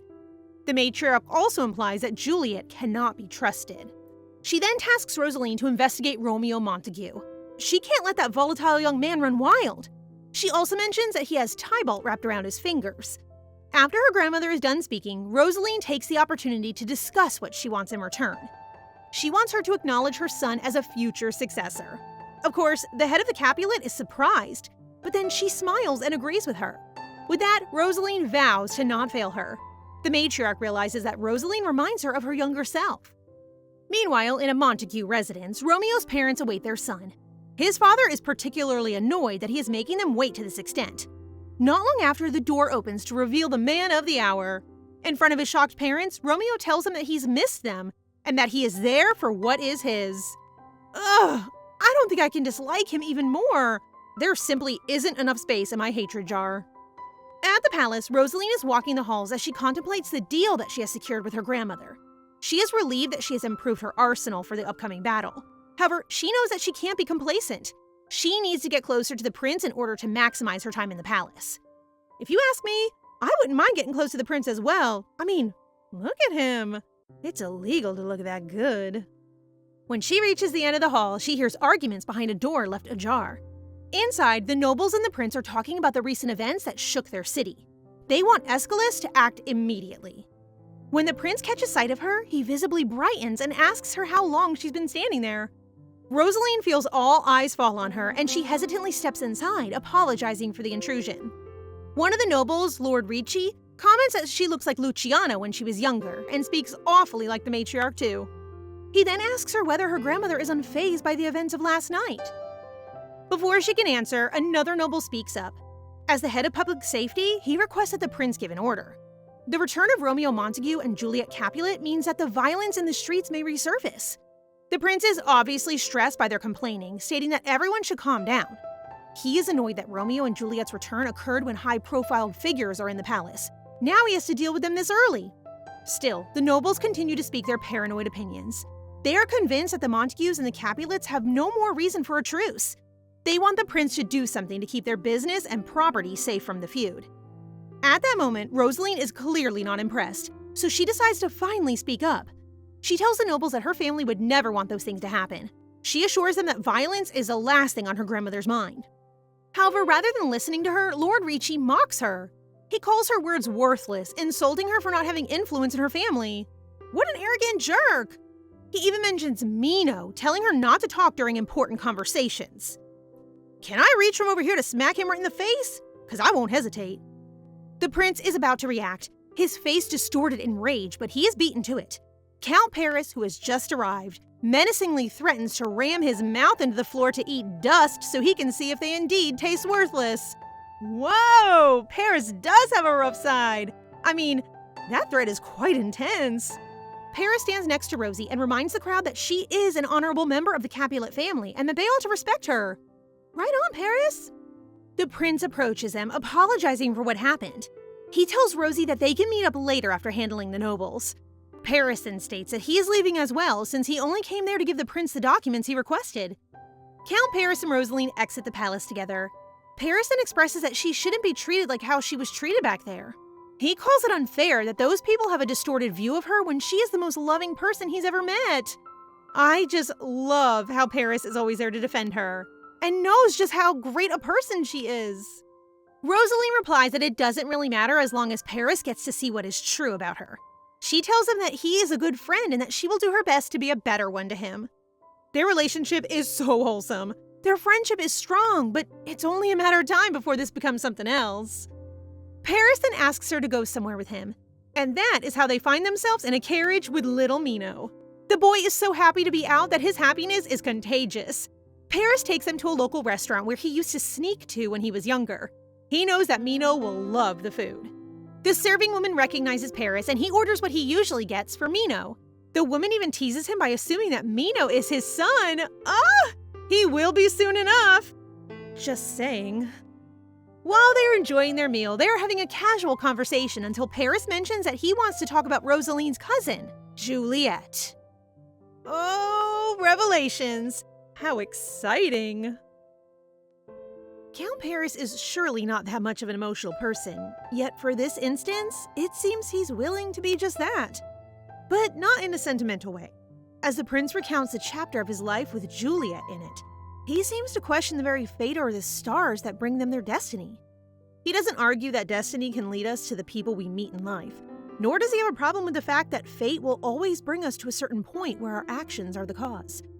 All the while, he's thinking of Juliet and her warm smile, right until he imagines a morbid thought of her, right as he questions whether or not fate can allow the start of a destiny, a story, which is already doomed right at the beginning. The beginning of which sees the Count alone in his estate, doing nothing but painting. But as everyone knows it, the peace in Verona is nothing like this solemn, rather quiet morning he has. In fact, the continuous quarrel between the Montagues and Capulets are again at an all-time high.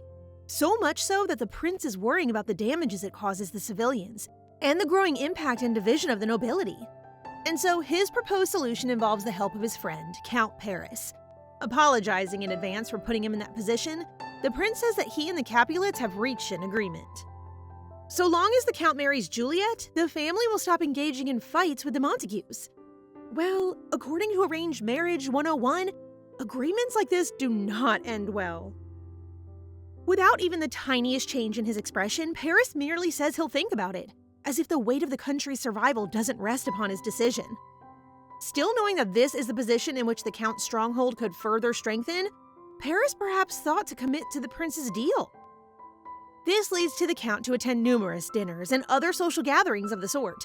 In one such social gathering, a ball to be precise, he meets Juliet, the very person who would make him question destiny and the reason for their meeting. Anyway, Paris isn't one for first impressions, or parties for that matter, because as the ball progresses into the night, he finds himself alone at a balcony, a glass of wine in his hand.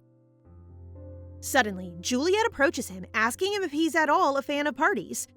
Ever the blunt man, Paris answers no, saying there's no room for flattery in his life. He can be really cold when he wants to be. Eventually, their conversation steers towards the Count's marriage proposal, to which Paris's only reason is for politics when Juliet asks him. In their talks, however, Paris notices the empty eyes of Juliet, contrasting with her bright smile as the girl talks about her role in her family's conflicts. Somehow, Paris has gotten the feeling that he wanted to help Juliet, without proper reason and without even a regard for anything else. However, he's unsure how to do so, and as Juliet walks back inside to the party, he becomes aware that perhaps he doesn't have the right to do so. Or maybe, he wonders if it's because of his own reservations. Untrue to his words, he still finds a way to help Juliet anyway, even offering to back out of the deal from his side. Still, Juliet insists it must be her, but as Paris narrates, it marks the downhill path of their shared destiny. Poor Paris. He must have loved her despite the situation they were in. As the wedding plans fall through, Paris fails to notice Juliet's feelings, who at every instance still shows her smile and assurance that everything's all right. The inevitability of trouble during those times, unfortunately, cannot escape even the Count Paris himself.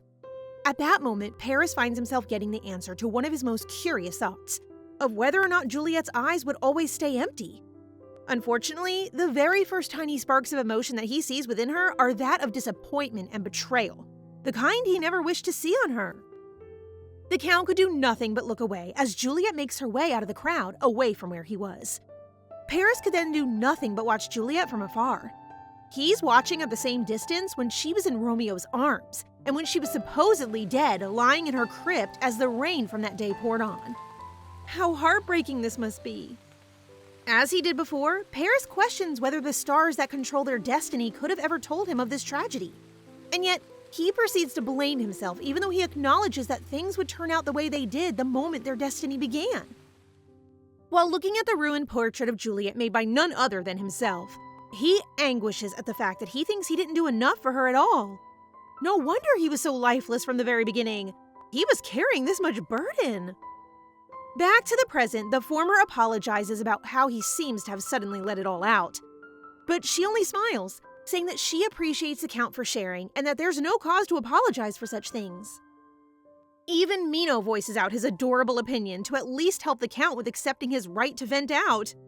He is so adorable. Can I keep him in my pocket? That way, none of those pompous nobles, especially Romeo, can reach him. Anyway, Rosaline praises Paris for being brave enough to admit and even talk about things like that, to which she could only wish she could do the same as well. Paris, on the other hand, assures her that she does, and he has never doubted the things she's capable of, not even for a second.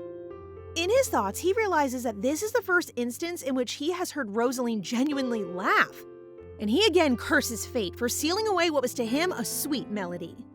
Look at them! Just fall in love already! Apologies for being impatient. I just want them to be happy. And so, with a little bit of time left for the afternoon, Paris suggests that they go visit the marketplace.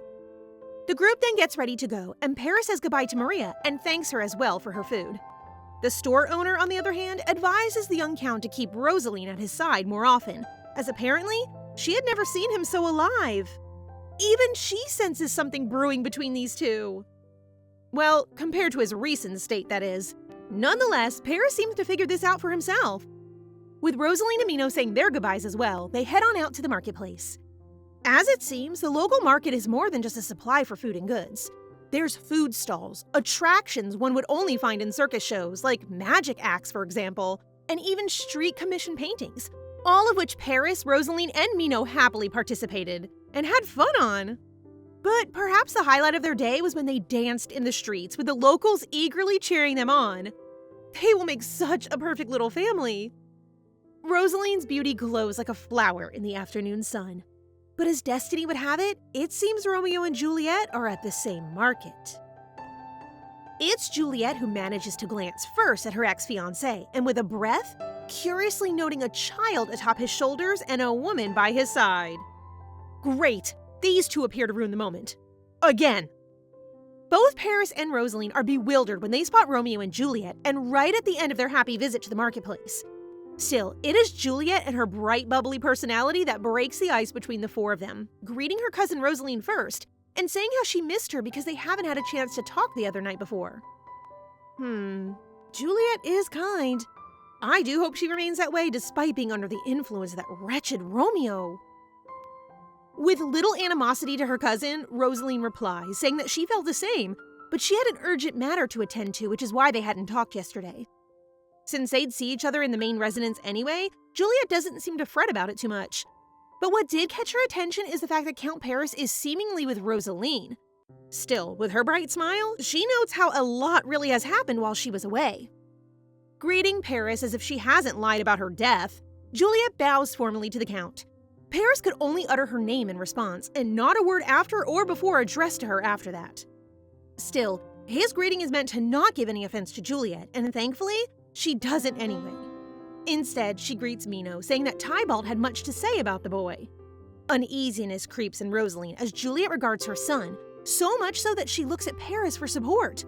She has a very good reason to be uncomfortable, really, as Romeo in the background curls a rather evil smile as he lets Juliet talk to them. Ugh, my blood boils every time I see this guy. Despite that, Rosaline still introduces Mino to Juliet and urges him to call her auntie, much to Juliet's delight. The boy's happiness seems to put Rosaline at ease, and she and Paris share a smile at the warmth his laugh provides. Unfortunately, evil still finds a way to ruin their day, as Juliet calls on Romeo to look at Mino too. Reveling in his chance to degrade Rosaline further, Romeo acts as if he doesn't know the boy, and further insults Rosaline by saying that Mino would also be the name he would have chosen if he was the boy's father. If that wasn't enough, he reaches out to touch Mino's head, but Rosaline is quick to move her son out of the way. Juliet takes notice of this, but not of Romeo's malicious actions, and so asks Rosaline if something's wrong. Rosaline turns her back and apologizes, saying that they have to go. Romeo tries to spin the situation to the couple overreacting, but thankfully, Paris stands for Rosaline and discreetly threatens Romeo by reminding him that they are far away from the capital, and where they are, lots of incidents fall on nobles like him.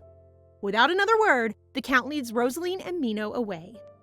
Unfortunately, Juliet takes the events as her making a mistake that made Rosaline and Paris go away, so she seeks comfort from Romeo. And of course, nothing but comforting yet controlling answers are all that come out of Romeo's mouth. As it turns out, their plight still isn't over, as Paris's words indeed come true. As the locals take notice of them, they recognize the two as Romeo and Juliet, lovers who are supposedly dead. Aside from the apparent faking of their death, the crowd also condemns them for showing their faces despite all the trouble they had put their family through. What's more, they branded them as devil spawns because of their supposed escape from death. And so, the two got run out of the market by an angry crowd. All that leads to Juliet in tears, but mainly due to anger. She agrees to Romeo's plan, and he gets his most evil smile yet as he finally gets Juliet to his side. What are you planning, you two-faced manipulative man? Away from the bustling sounds of the city, a simple, happy home looks to have finally set themselves up for success. With their business booming, the young couple celebrates because finally they can send their son Theo to an apprenticeship. Unfortunately, the bright hope that shines in their life is only there for but a brief moment, as a few minutes after the closed shop, a loud rap echoes from the door. A look of horror and realization dawns on their faces as they remember that they had already locked the outside door. Now their fates are left to the darkness. Oh, is Verona back to how it was before? Meanwhile, it seems that the city has been filled with malice at its every corner, even the church. A voice approaches the friar from behind as he kneels in prayer, only for that voice to be revealed belonging to none other than Romeo Montague. As it seems, the two are accomplices to whatever plans they had concocted, but the priest seems surprised that Romeo would show himself in consecutive days, something he teases the boy over. Ugh, of course, we have another hypocrite in our midst. A priest that's doing evil things? How ironic. Romeo, on the other hand, shows he doesn't care for the friar's jest and is only there to accept the latter's offer. As to why it took so long, he was apparently waiting on Juliet's opinion on the matter. Upon the mention of Juliet's name, the friar questions the exact reasons as to why Romeo feels the need to essentially coddle the girl in the first place, when Romeo himself is the one who sought help all those years ago, and it's the boy's own ambition to conquer the two families. The friar is wary of Juliet's unpredictability, but Romeo argues that it is a problem that only he has to handle. But what's more important, it seems Romeo is becoming impatient at the friar's plans, saying that whatever miracle he's working isn't actually that as far-reaching as he would have liked. When questions about his patience surfaces, Romeo bluntly says that spending time as a dead person is exactly the reason as to why his patience has receded somewhat. The friar's only assurance to him, however, is to wait for the fruit of the seeds of chaos that they planted to grow. Instead of giving into impatience, it's better to nurture the chaos they have made and remove whatever obstacle they have before its eventual growth. In his analogy, a glass kingdom can easily shatter nonetheless. And when asked for his plans, the friar creeps in with a malicious smile on his face as he asks Romeo to wait and see. The two's solitude is broken, however, when one of the church's acolytes rushes in to bring an orphan boy, Theo, from the brutal burglary attacks that claim the life of his parents. Romeo dismisses the fact that the friar is somehow, discreetly at that, collecting children, but the friar manages to spin the conversation around. While on the topic of children, the friar makes an observation about how Rosaline's son bears a strong resemblance to Romeo. As per usual, he denies ever having a connection with that woman, much less her son. Liar! Ugh! How can someone this handsome be so hateful? However, as Romeo exits the church, he bids his friend to make sure that this supposed weakness cannot be used by the cheeky priest. On the third and final day of the celebrations, Count Paris and Rosaline find themselves in the presence of the prince, as all three share a table for this particular day's event. The prince is still a bit stressed from all the meetings he had to attend, and as of now, he still doesn't have the luxury to take a rest, just as his companions suggest. Apparently, the entire city has been hit with a surge of burglary criminal activities as of late. Knowing the nobles, the prince argues that although the festivities are keeping them at bay for now, they are likely to cause a lot more riots pertaining as to how they can keep their family safe amidst the chaos. And as Paris plainly puts it, they're likely to blame the prince for his irresponsibility on this matter. But actually, Paris is not at all listening intently to the country's politics as the prince thinks. Or even Rosaline, for that matter. The Count follows her gaze, which seems uncharacteristically distant. It seems she's been distracted like that since earlier. Paris thinks to himself, all back to the moment where Rosaline had shielded her son away from Romeo. He had felt her fear back then, as if Romeo is something even worse than seeing a ghost. This leads him to wonder what had Romeo done to poor Rosaline to garner such a reaction from her. But more than that, seeing her suffering silently like that doesn't sit right with him. And just like before, he feels a burning desire to help her right then and there. Unfortunately, he holds himself back, as he thinks he may not be the one she needs right now. Suddenly, he sees anger in Rosaline's previously distant gaze, and finds that she's looking at Romeo and Juliet, who have just arrived at the party. Paris himself clenches his fist at the thought of how useless he feels as of now, but rather fortunately, in what is perhaps the most peculiar way of saving them from their own thoughts, they get pulled back to the present when the prince calls both him and Rosaline out for not listening to him. Still, the party goes on, as they say, and soon enough a sweet, vibrant music echoes throughout the event as the orchestra has started playing. For Rosaline, it's a tune filled with melancholy and nostalgia, but the memories of the familiar song, along with the face that makes her remember, brings her nothing but pain. As if to play a cruel trick on her, Romeo suddenly approaches her and asks her for a dance, right to the song that they used to when they were lovers. The prince and Count Paris could do nothing but stay back out of courtesy, and Rosaline can only rely on herself. She asks why Romeo hadn't asked Juliet, but the latter replied that she was resting. Calling upon old time's sake, Romeo extends his hands, and Rosaline has no choice but to accept. Paris admittedly says he doesn't know why it bothers him as he watches Romeo take Rosaline away. The two twirl away, mesmerizing people as they dance more gracefully than most. The speculation that it's a performance as good as that is because their bodies are already attuned to each other is unfortunately true. Paris leaves to be alone and finds himself under a tree, only to notice Juliet there as well. Romeo and Rosaline continue dancing away right in the midst of the crowd. He notices the tremble of her body at his touch and so proceeds to make use of this opportunity to rattle her. Gosh, I hate this guy. At first, he says that she must be afraid, but then he muses that Rosaline must have missed him. But rather to his surprise, Rosaline bites back with insult after insult, saying her body trembles with disgust, and no one could ever miss a deadbeat like him. Ha! Take that, you arrogant jerk! Romeo teasingly mentions how Rosaline seems to have gotten a lot more fierce than before, and after Rosaline leans on the fact that she's been through a lot, Romeo recalls their past.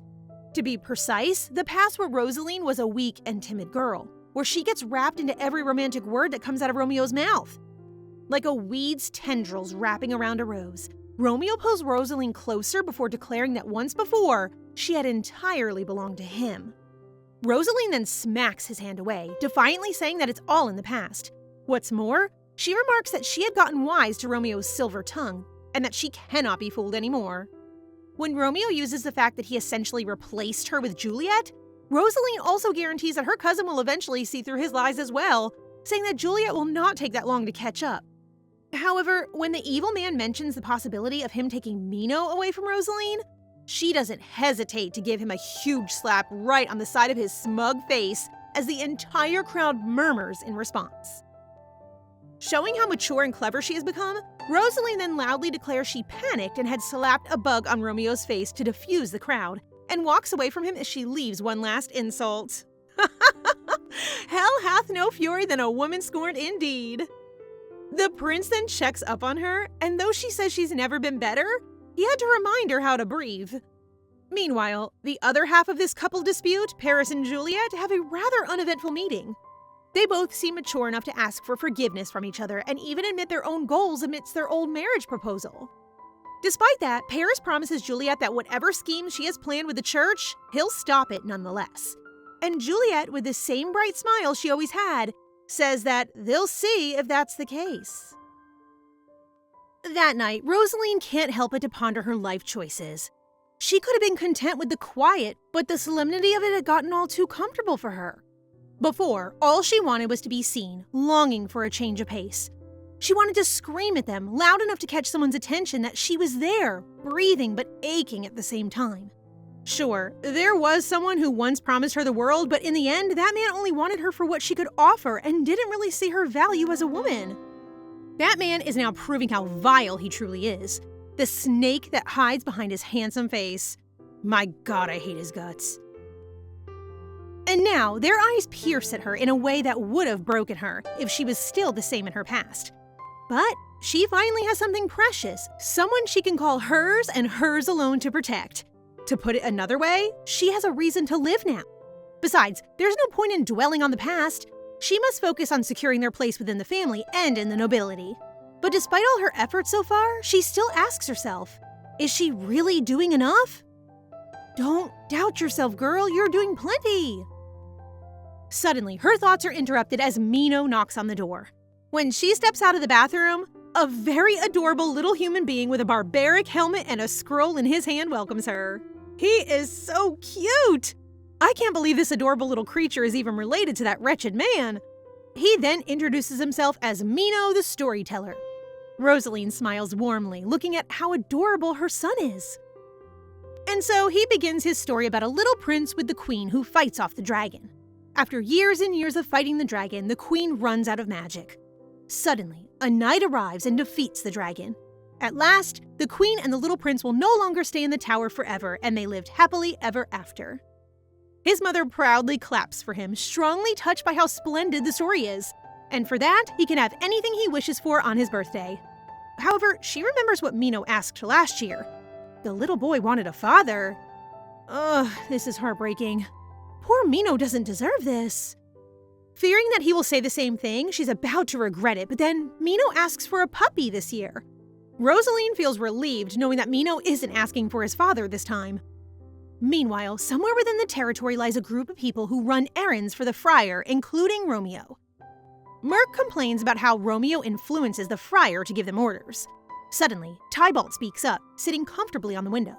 The other man tones them down, recalling that they have to execute the order, and that is to tear down the walls of this city. After a short while, a man knocks on the door where the men are. Given with a chest, the man expresses his gratitude, confidently speaking of how the Montague rats will face its downfall. Clearly, this man is on the Capulet side. Merc reacts to the man's remarks, but his comrade stops him and reminds the man to play the game right. What are they exactly planning? Despite his patience, the man is still getting cocky, asking who the benefactor is so he can thank him instead.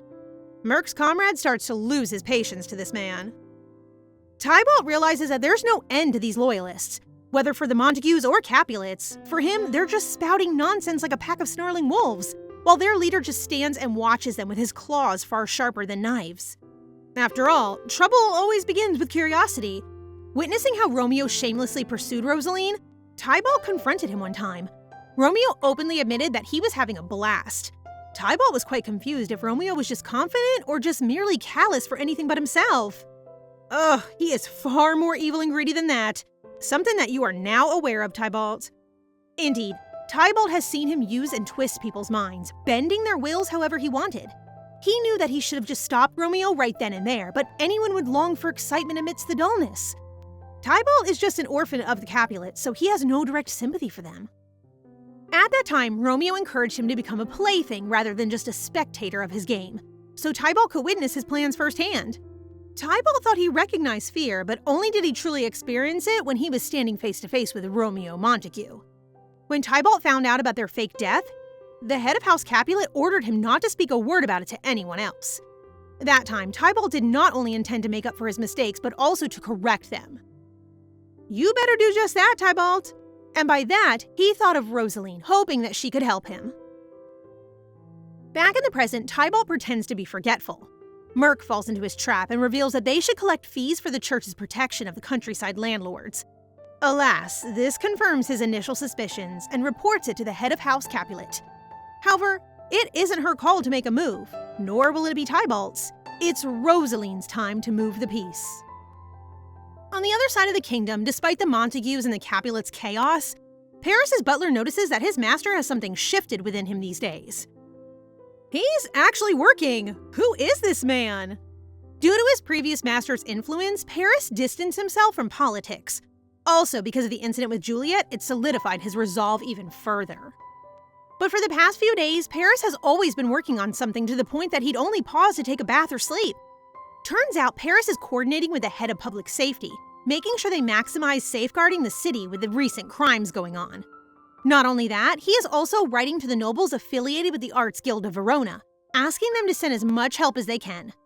The butler is kind of surprised because this kind of bargain comes with big risks and consequences. But Paris already reflected on this a lot. Still, he believes that it is worth risking. Indeed, his late father wouldn't approve of this, but Paris comes to a conclusion that they see life differently. Blushing at that thought, perhaps his father hadn't found someone he'd wanted to fight for, recalling how Rosaline put up a brave face the last time she tried to convince him. Well, I wonder what brought on Paris's recent change, I think someone's feelings are blossoming, am I right? Besides, Prince Aeschylus and Rosaline are working even harder, so the least he can do is to alleviate their burdens. Right there, the butler knows that Rosaline has an effect on him. Later that night, Prince Aeschylus barges into the church, reeking of alcohol and looking for Friar Lawrence. He then commands everyone to bring the friar or else they will suffer his wrath. The other servant of the church tries to calm him down, but Prince Aeschylus is even more aggressive, threatening him that if he doesn't shut his mouth, then he will feed him to his lions. A little intense, my prince. What brought this on? Suddenly, Friar Lawrence arrives at the scene. Prince Aeschylus smirks and confronts him with the reports that the friar is gathering his nobles in secret meetings without letting him know. At this moment, Prince Aeschylus warns him. The church should not betray the crown. From this point, he will not allow the friar to do whatever he pleases anymore. However, Friar Lawrence believes that it's already too late for that. Prince Aeschylus's eyes widened in disbelief. He then grabs the friar's collar, but the latter reminds him not to disrespect God any further and tells him to return to the palace without making a problem out of this. You're the one disrespecting your vows, Sir Priest. After all, you're the one instigating chaos in the city for your own gain. Just then, Prince Aeschylus wonders when did this friar have time to get his hands on elite guards? He just smirks one last time before leaving, telling the friar that this is not over. But the friar still has the guts to reply, saying that it will be over for the prince sooner or later. Shortly after, Prince Aeschylus murmurs to himself. Suddenly, a woman emerges from the bushes, startling the prince. When the woman reveals herself, Prince Aeschylus sighs in relief, also asking her if she managed to do it. Rosaline happily announces that their mission is a success. Everything that happened inside was just an act. How devious! It was all an act? What exactly were these two up to? A few hours ago, Prince Aeschylus and Rosaline had a talk. The prince dismissed her plan about asking for the church's private records. Even with his title, they would still not hand it over. Besides, they must not have even the smallest hint that the crown was catching up to them. Otherwise, they wouldn't have any proof for their assumptions against them. Also, Friar Lawrence was thorough and security was tight too, so they couldn't have someone break in. Rosaline tried to lay out her plans, but the prince cut her off, emphasizing the fact that it was too dangerous. He had gotten a hang of how her mind worked, already guessing where the conversation led to. So, the prince decided to accompany her in retrieving the records. The friar may be parading as God's envoy, but he has the blood of the devil flowing through his veins. Right on! That is one evil little man. If something were to happen to her, even the clutches of death would not be able to put his soul to rest. Looking at how Prince Aeschylus let out words as delicate and pure as honey, laced with fear and worry but uttered like an oath, Rosaline smiled. This was the first time someone cared for her own sake and not their own. Rosaline then beamed with joy as she promised to be careful along the way. The prince realized that no one could stop her from what she was about to do, so he'd just ensure her safety throughout the whole thing. Before Rosaline could enter the church, Prince Aeschylus stopped her and pulled over the veil to properly conceal her face. If not for Paris, I'd definitely go with this man. And so, that plan was being executed. Rosaline managed to trick one of the church's servants. Even praying all day wouldn't be enough to resist one's desire to look at Rosaline's lips and flush about it. Inside, Rosaline got away with the servant and looked for the records. Luckily, she did find what she came for. But when she was about to go, someone pulled her from behind. Romeo found her. Dun dun dun! When asked what kind of mischief she was up to, Rosaline tried to get away from him. Bold of you to assume that she'd actually tell you, Romeo. However, he grabbed her wrist and pinned her on the wall, asking her again the same question. But Rosaline wasn't the same as before, who could just submit to his demands. This time, she ordered him to let go of her and stripped him of his right to call her name. But Romeo was kind of enjoying how she fought back. He then declares that he was left no choice while leaning towards her. "What are you trying to do?" Rosaline gritted her teeth as she clenched her fists. Fortunately, Romeo let go from pinning her on the wall, asking the most obvious question if it ever crossed her mind that he'd really hurt her. "Nah, you've done worse than that. You left her alone while she was pregnant, you good-for-nothing jerk." Rosaline looked straight at him, her eyes screaming of disgust and hate. And yes, she did think that he was capable of hurting her given the deep wounds he left behind. Like a scar that wouldn't go away no matter how much she tried to conceal it. No physical pain could even compare to it. But as shameful as he was, he asked her to just let it go because he had his own reasons. "Where'd you get that overflowing audacity, sir? You surely took your time to get on our nerves." In Rosaline's defense, she had long moved past it. In fact, she wouldn't care even if he choked to death right in front of her. She then pointed a finger at him and poked his chest, telling him not to meddle with her business, or asking her for a dance, and even attempt to walk the same direction as her. She then clearly emphasized that the day he disappeared from her life was the day he vanished for good. Yes! Show that man that he's worthless to you now, Rosie! I really hope karma works its magic soon. But that seemed impossible because they were clearly meant to cross paths again. For the last time, Romeo cornered her with his arms on the wall, warning her not to go any farther than this. Somehow, something was quite off as he firmly advised her not to involve herself in the matters that she wasn't supposed to be in. At this moment, Romeo told her to trust him for her well-being. He is also aware that it was the prince's idea, but Rosaline didn't back down, telling him to just keep his fake concerns to himself. She is bringing the house down with her fiery words. I love how sassy she's become. Little did they know, someone was eavesdropping on the other side of the wall.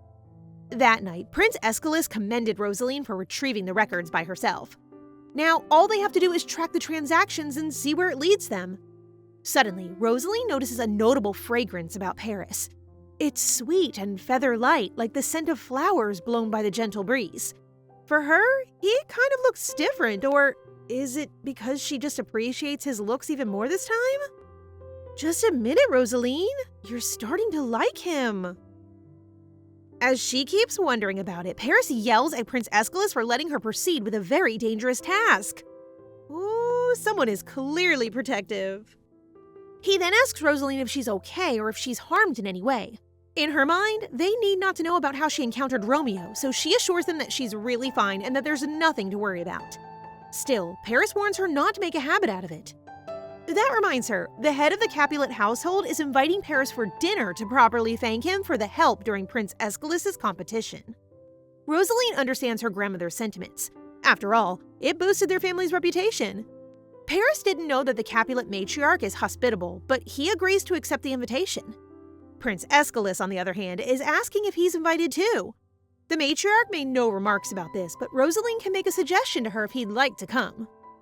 I think he forgot the part that he's a prince, and he can make a presence anytime and anywhere within the borders of the kingdom. Meanwhile, the servant who eavesdropped on Romeo and Rosaline reports this matter to Friar Lawrence. Based on what he heard, those two definitely have a history together. The friar remembers how Romeo sounded overly defensive when he asked about Rosaline last time, and now this information looks certainly enticing to him. And so, he decides to pay Mino a visit. Don't you dare hurt our little Mino! I will personally reach inside this novel and smack you if you so much as touch a hair on his head! Within Rosaline's manor, Mino is playing with his nanny as he waits for his mama to come home. But his nanny informs him that his mother will be coming home late because she will be attending a family dinner at the main residence.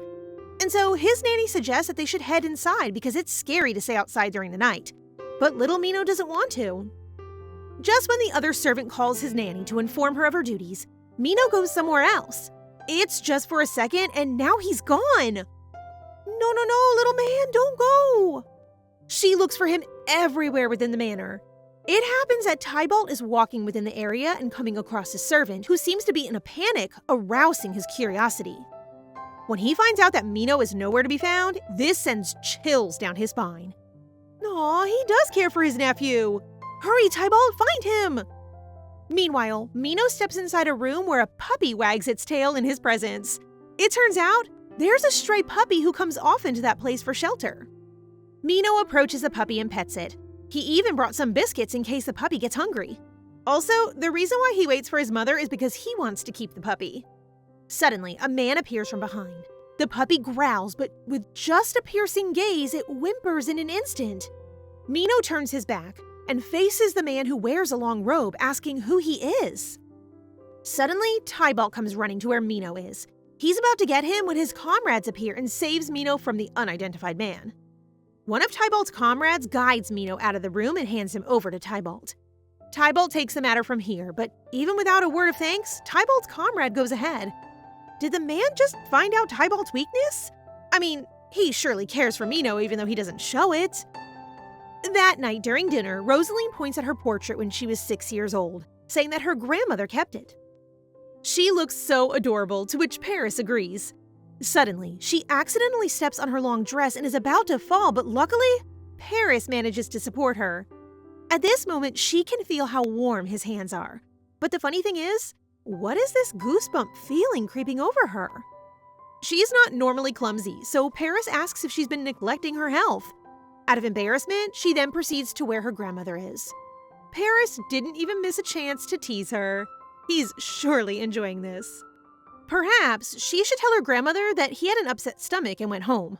Paris laughs at her and finally composes himself as they stand before the door. As soon as they get in, her grandmother welcomes them, but with 2 more people sitting across from each other. Romeo and Juliet was invited over too. It's too late to pretend about having an upset stomach now. Rosaline is forced to put on such a face so as not to disappoint her grandmother even more, but Paris promises to stick by her side throughout the evening. What a way to ruin their appetite. And so, Rosaline and Count Paris had no choice but to join what may be one of the most awkward and tension-filled dinners that they've had. The former, in particular, is seated next to Romeo. When she realized she had done so, Rosaline got mad at herself because she sat there out of habit. Rosaline even chided herself that she lost her appetite because of it. To address their situation, Luciana apologized to Count Paris and asked him not to blame Rosaline for the mix-up, as even her granddaughter was not aware that she had planned to do her dinner appointments all at once. But not only did Count Paris say that he never did blame Rosaline, he gave a smile that implied he's grateful for her accompanying him tonight. This made Rosaline smile with ease. Romeo, however, got a sour look in his face when he noticed the two's interaction. Like, you'd have anything to do with it, you psychopath! Anyway, Juliet gets all giddy with the prospect of them all having dinner together, saying the more the merrier. Luciana then suggests that they say their prayers, with Rosaline thinking to herself that she'll pretend there's nothing beside her to save her appetite. During the meal, Count Paris keeps on insisting that Rosaline eat well, much to her dismay that he keeps giving her food to keep her strong. The Count also shared how she almost tripped earlier. Juliet also chimed in, saying how she should take care of her body, to which Rosaline replied that her cousin can nag a little bit. When Juliet heard Count Paris's concerns about Rosaline being pale, she remembered her past. As a child, she had to be taken care of since she couldn't or wouldn't eat well. Romeo snapped her out of it when he offered her food as well, returning a smile to her face. Luciana then comments on Romeo being uncharacteristically silent, asking if he didn't like the food. The silver-tongued Romeo, of course, gave a polite answer, complimenting that the taste of the meal was great enough that he'd wanted to enjoy it in silence. Luciana accepts his thanks, but says that their cook before had to be let go for certain circumstances. Juliet remembers how they did so, and it's revealed that the cook was the maid that took care of her, and she got fired because she cared for Juliet. However, Juliet's thoughts get interrupted by Luciana asking Romeo about their countryside life. Rosaline notices this as her grandmother's subtle move. Though he answers, saying that the peace and quiet gives him time to think, it seems that Luciana's true intentions weren't subtle enough. Romeo deduces that Luciana is asking because she wants to know why he and Juliet returned, and the entailing trouble that goes with it.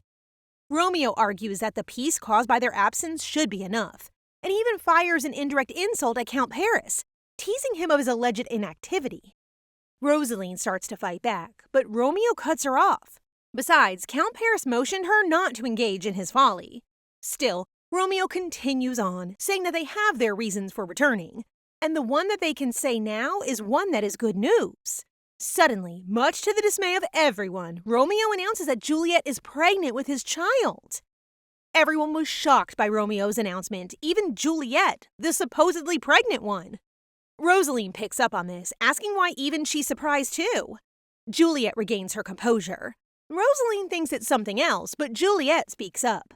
She answers, though directing it to Romeo, that she was merely caught off guard because she thought they weren't making such an announcement just yet. But Romeo merely replies that it's to satiate everyone's curiosity, since they all have questions for them. Luciana stays silent, but Rosaline starts to question the legitimacy of Romeo's statements. Of course, Romeo smooth talks his way out of it and says that he and Juliet being together for 3 years and having a child isn't implausible. And he even subtly threatens Rosaline as he did so.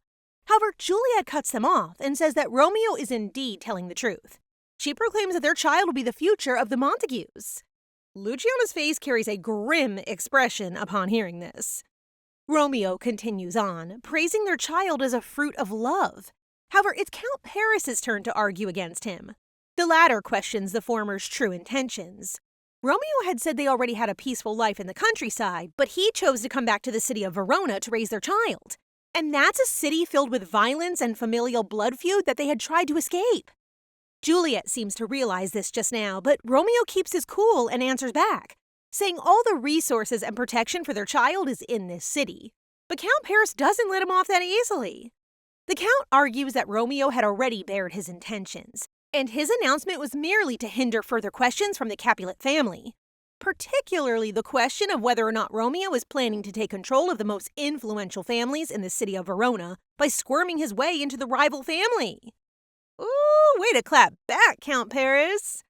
Romeo had no answer and merely said that the Count shouldn't meddle in businesses not pertaining to himself. But Paris merely closed his arms around his chest and reminded his adversary that he was invited to the dinner. He might as well be part of the discussion. The Count's behavior gladdened both Luciana and Rosaline, but not Romeo. Losing his composure, he was about to angrily stand when Luciana stopped him. Given the suddenness and the gravity of their news, she asks what he plans to do regarding the situation. Romeo says Juliet would stay with him from now on. It seems that Count Paris wouldn't let him go, as he again questions Romeo, arguing that a wedding is what is needed in this situation, and Juliet is just as safe with her own family.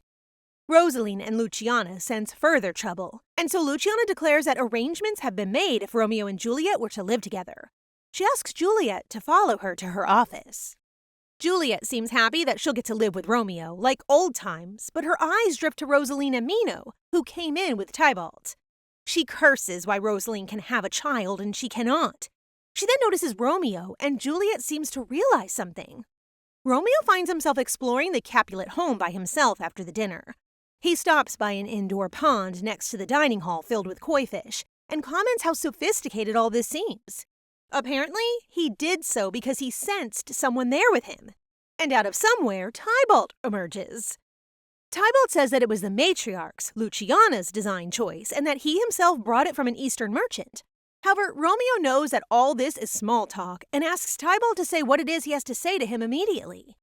And that's when the friendly atmosphere between the two disappears, with Tybalt saying Romeo shouldn't be too trusting of his supposed allegiance with the church. Romeo takes offense to this and mockingly asks whether he's been too lenient on Tybalt that he now gives him advice. Menacingly, he asks him to remember his place. Tybalt is not one bit bothered, however, and says he isn't being too prideful or anything. He says he brought Rosaline's child here tonight against his better judgment, and all the while, Romeo's lapdogs are still surveying Rosaline's home for potential threats to his plan. Their conversation ends when a door opens and Rosaline, with Mino and Count Paris, comes out of it. Rosaline notices Tybalt and Romeo together, and her expression says she's wondering why that is. I mean, with Romeo, nothing should be taken at face value. Immediately, Romeo throws an insult to Rosaline, asking if she got bored to death by Count Paris. She claps back, noting how a supposed dead man shouldn't talk about death anyway. Mino and Tybalt were speechless, and Count Paris could only sigh in response. Meanwhile, things weren't going so well for Juliet, as we see her sniffling as she walks back from her grandmother's office. It would seem that Luciana had given her final decision and declared nothing could make her change it. And Luciana's decision was forbidding Juliet to go live with Romeo. She even says it's an order from her. Naturally, Juliet tried to protest, but Luciana would not have it. She asks her to seek her father, as he'll know what to do with Juliet. Juliet returns to find no one there. She hears voices from behind a door, and when she opens it, she finds all of her contemporaries gathered in a hall. She's initially happy to see them, but her expression changes instantly as she sees what's happening. Apparently, Rosaline has given her permission for Mino to interact with Romeo, though only this once.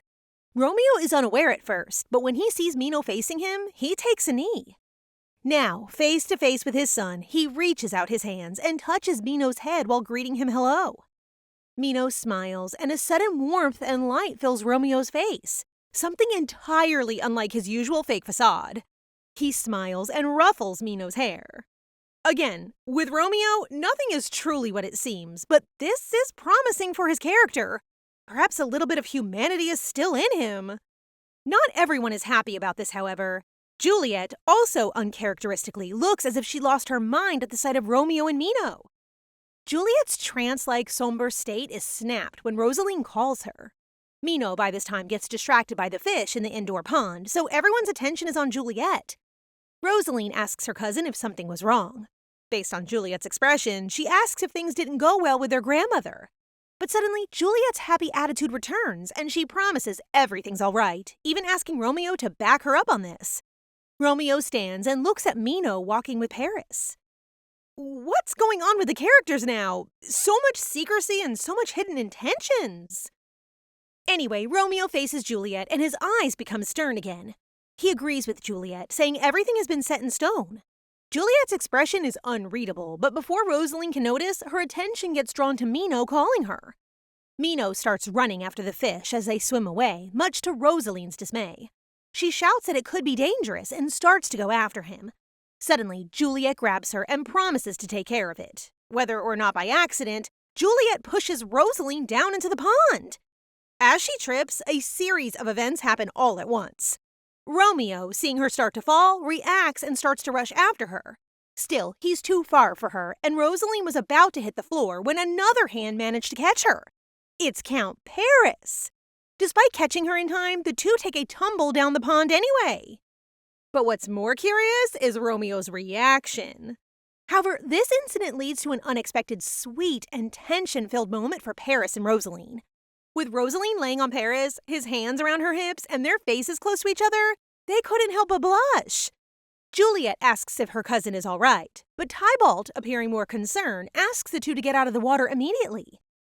However, this is followed with Tybalt being depressed for the fish in the pond, not for the ones who fell. As Paris helps Rosaline out, Mino asks his mother if she's all right. Naturally, Rosaline says she's fine, but asks Mino to stay where his Uncle Tybalt is for now since she's soaked.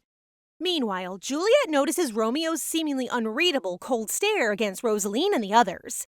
She brings her hands close to her chest, and it's hinted that Juliet is feeling more negative emotions than happy ones.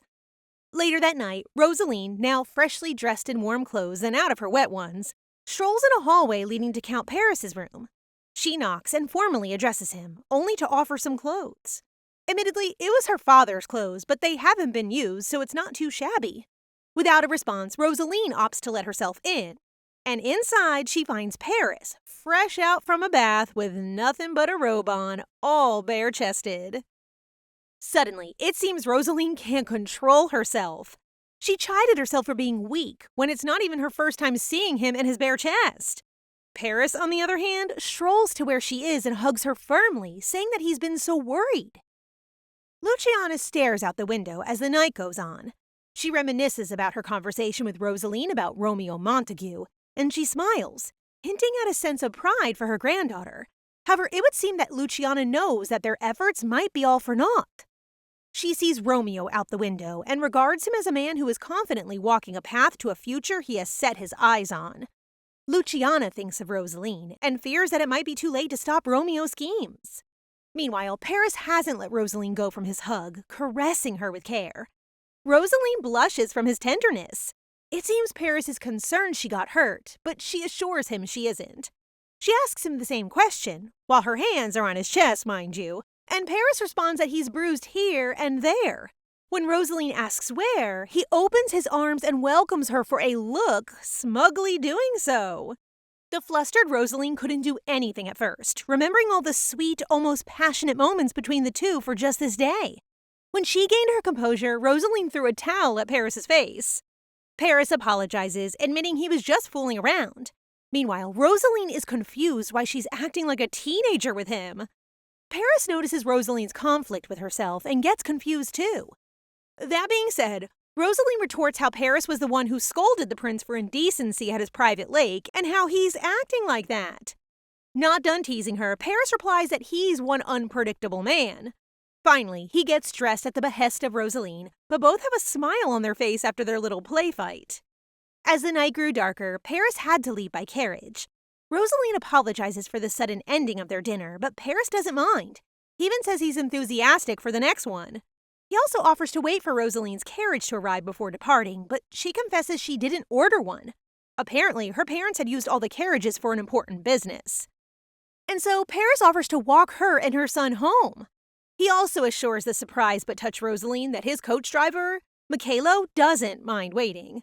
This results in Rosaline, with Mino in her arms as he's fallen asleep, and Paris taking a stroll in the quiet, solemn streets to her house.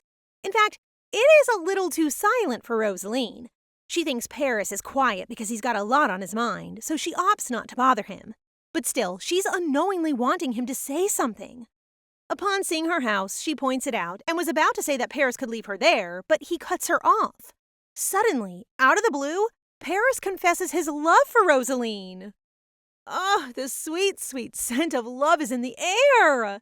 He proclaims his deepest love for Rosaline, the woman who came into his life headstrong, the one who colored his dull life, and the one who became his source of strength.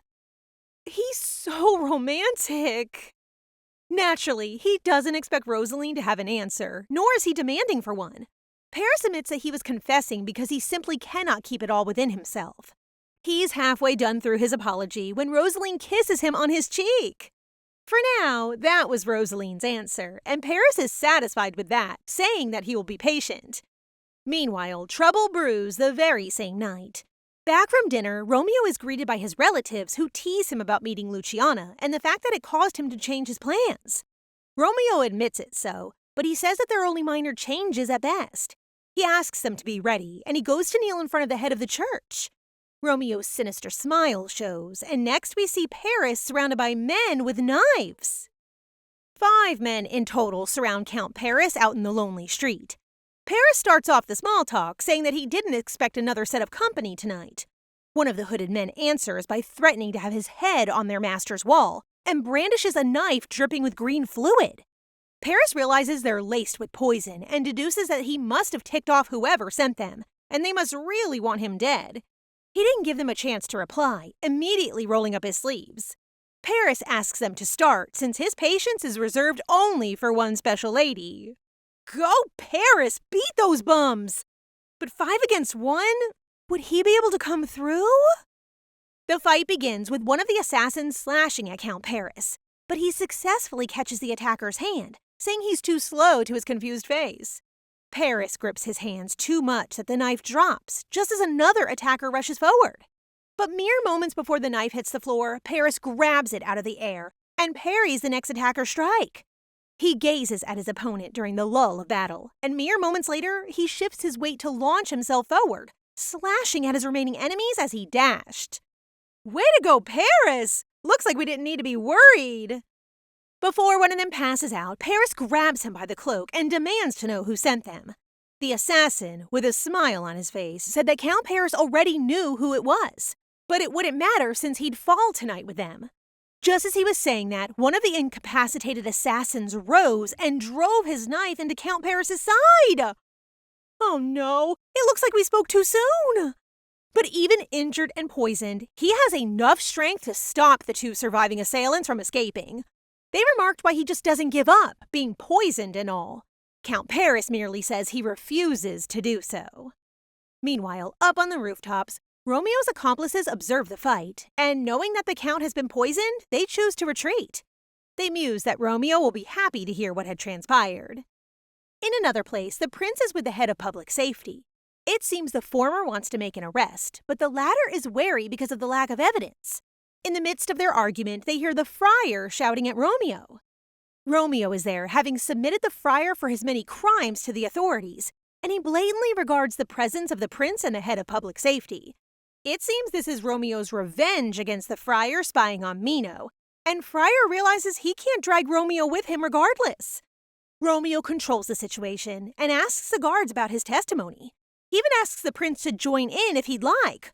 All the while, Prince Aeschylus clenches his fist at Romeo's smug but smart political move.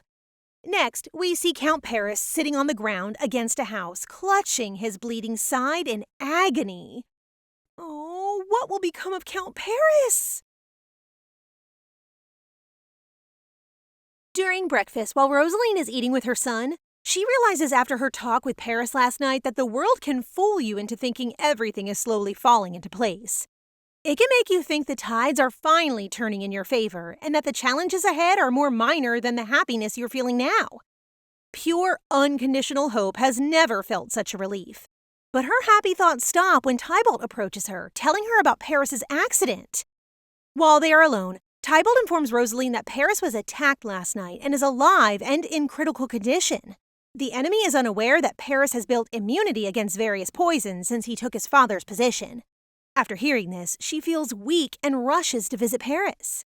When Rosaline arrives at Paris's room, his butler informs her that the physician suspects that his body might be in some shock due to the blood loss, and that it might take a while for him to recover.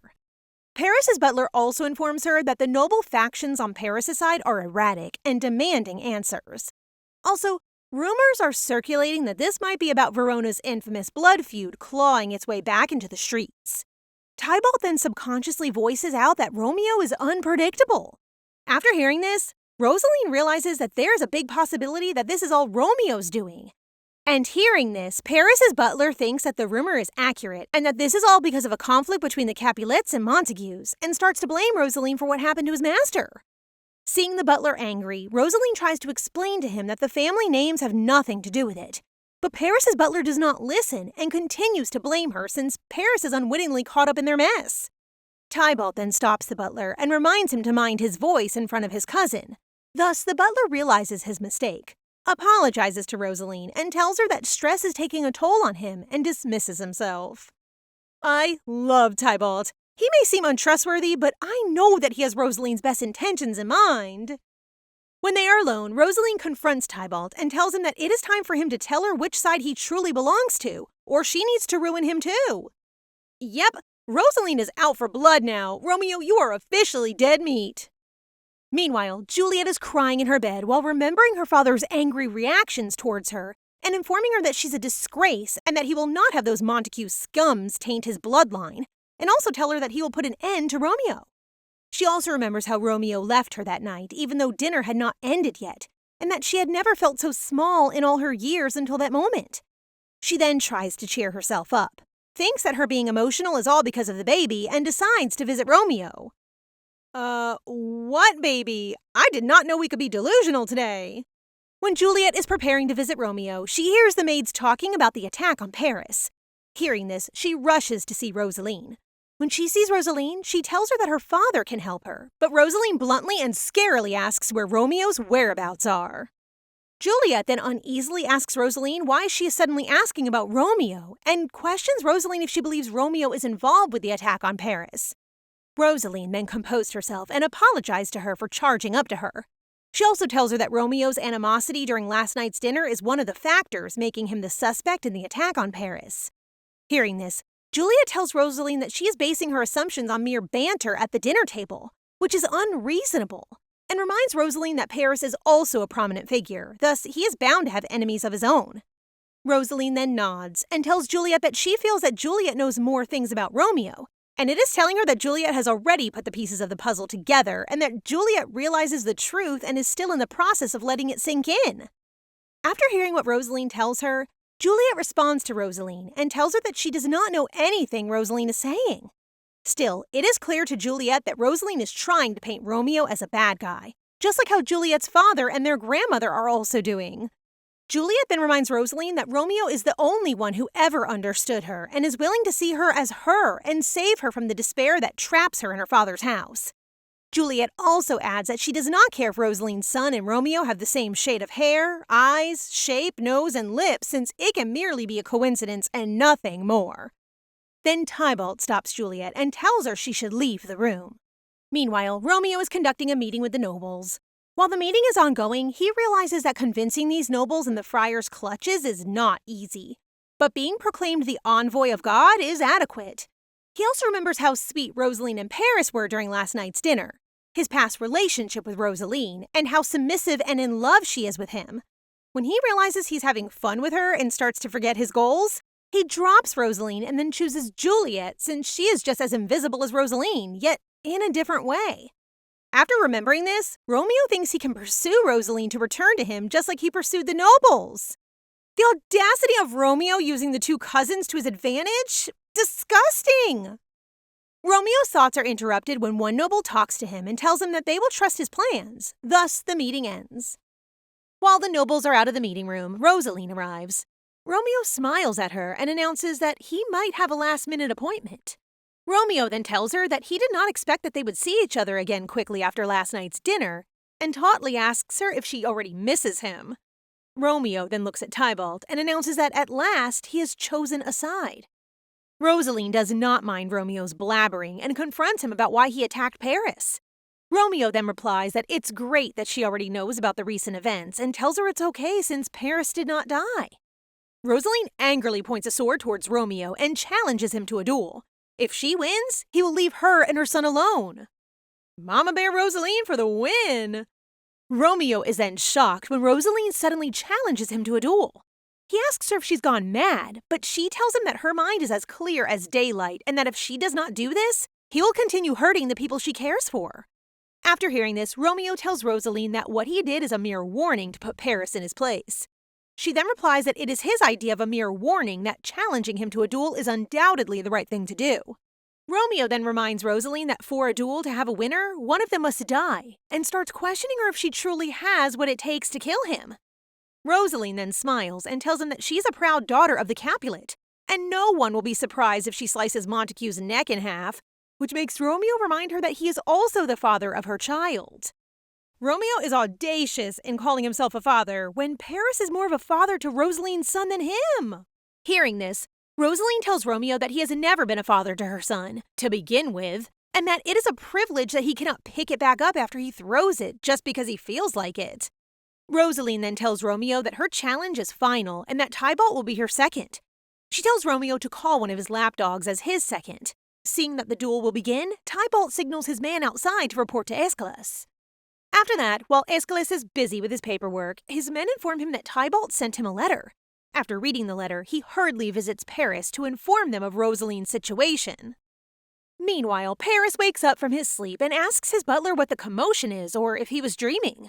His butler reports that Rosaline, Tybalt, and Juliet visited him a while ago. Aeschylus then barges into Paris's room and tells him they have a problem. He also comments that Paris looks badly beaten up, to which Paris counters that he can also say the same to Aeschylus, and asks him what gets him ruffled. Aeschylus then tells Paris that Rosaline is about to make a decision that she might regret. Aeschylus then explains that Rosaline challenges Romeo to a duel, and she may suspect Romeo to be responsible for what happened to Paris. After hearing this, Aeschylus gets up and instructs his butler to get him his clothes. But then he starts to cough blood, and his butler reminds him that he cannot walk in his state, and tells him that he still needs to rest. Aeschylus approaches Paris's butler and tells him to let Paris do what he wants since he is the only one who can stop Rosaline. While walking to the location of the duel, Paris feels weak and is about to fall. Luckily, Aeschylus catches him and asks him if he wants to be carried.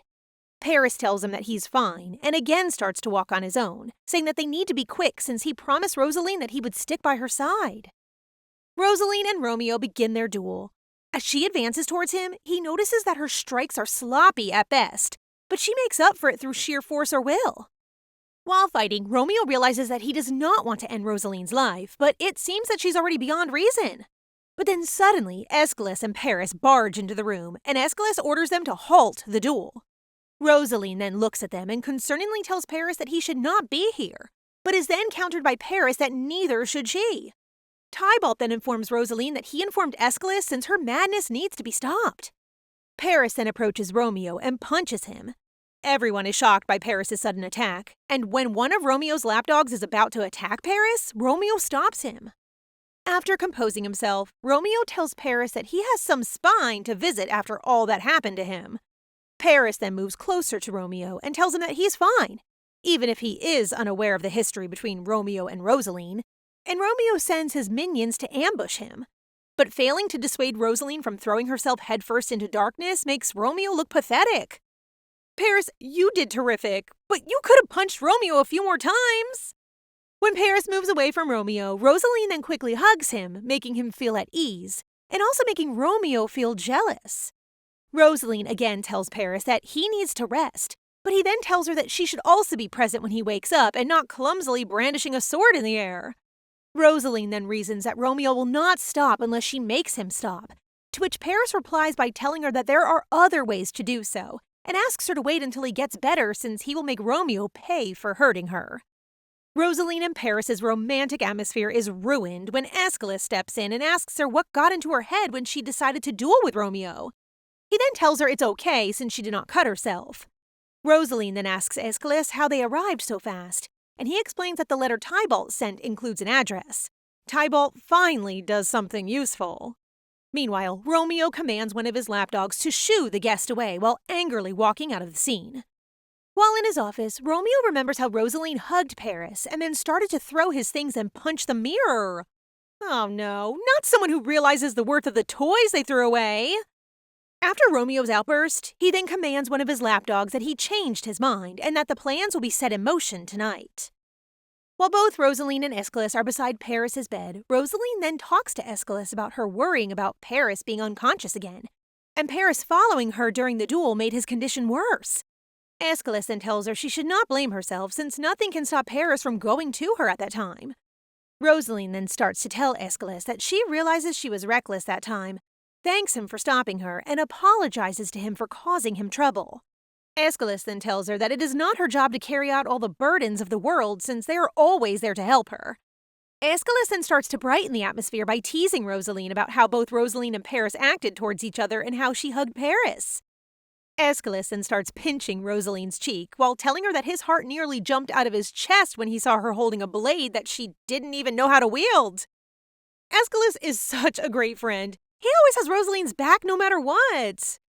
After nightfall, Juliet visits her grandmother while bringing tea. While she is walking in the hallway, she remembers the things that Rosaline said to her and feels angry since she thinks Rosaline had no right to talk to her that way. She thinks that Rosaline gained her confidence during the days she stayed at the prince's palace. While in front of the door of Juliet's grandmother, she then remembers her plan where later that night, Rosaline will be called by their grandmother. Thus, she will be blamed for what is about to happen, which will make Rosaline go back to the dirt where she comes from, hence her scheme is perfect. Juliet then announces to her grandmother that she has brought some tea for her. When she enters the room, she is shocked to see that Tybalt is also there. She tries to cover her shock by telling him she did not notice him and asking why he's at their grandmother's office. Tybalt then looks Juliet in the eyes and asks her if she has a problem with him being in their grandmother's office. Tybalt then confronts Juliet about what drink she's bringing, to which she nervously replies that it is tea for their grandmother. Tybalt then approaches Juliet and asks her if he can sip the tea, which she declines. After hearing this, Tybalt seriously tells Juliet that even if she declines, he will sip from it. When Tybalt is about to drink the tea, he then stops and announces that the tea Juliet brought is poisoned. Juliet then nervously tells him that she can explain her actions. Still, Rosaline then stops by. Tybalt then proceeds to describe the slow-acting poison, so it may look like she meant for Rosaline to take the blame since Juliet will simply leave after serving the poisoned tea to their grandmother. And after Rosaline arrives, it'll make her a viable suspect for poisoning their grandmother. Rosaline then starts to speak and tells Juliet that she feels relieved that she arrived earlier than intended. She then asks Juliet how she can commit such a crime and if Romeo is behind the scheme, which Juliet vehemently denies. Their confrontation stops when a guard announces that the Montagues are attacking them. Juliet is stooping relatively low and doesn't seem to know everyone else is 2 steps ahead of her. After hearing the attack, Tybalt tells them that he had a feeling something was wrong with the plan to poison their grandmother, since he knew Romeo would not use the same method twice. Tybalt then enlightens Juliet by explaining to her that she is only here to act as a distraction to divert their attention from the real chaos that is about to come. Juliet then tries to defend Romeo by telling them that everything is her idea and that Romeo has nothing to do with it since she did not tell him about her plan either. Tybalt does not mind Juliet and then begins to tell them that he never expected Romeo to go this far to get the Capulets to bow down to him, and thinks that by now, half of his forces might probably have made their move into the Capulets' palace as well. Rosaline then worriedly asks Tybalt if the prince and the palace will be all right since her son is also there. Tybalt then starts to calm Rosaline down by telling her that even if she wants to go to her son, it is not safe to go on her own.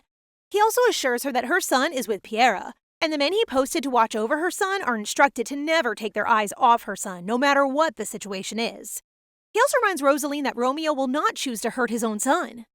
When Juliet again tries to tell them that Romeo did not instruct her to poison their grandmother stops her and tells them that it is no use pointing fingers. If anyone is to be blamed, it's her and the higher nobles since they underestimated Romeo by thinking that he is merely an entitled brat running amok.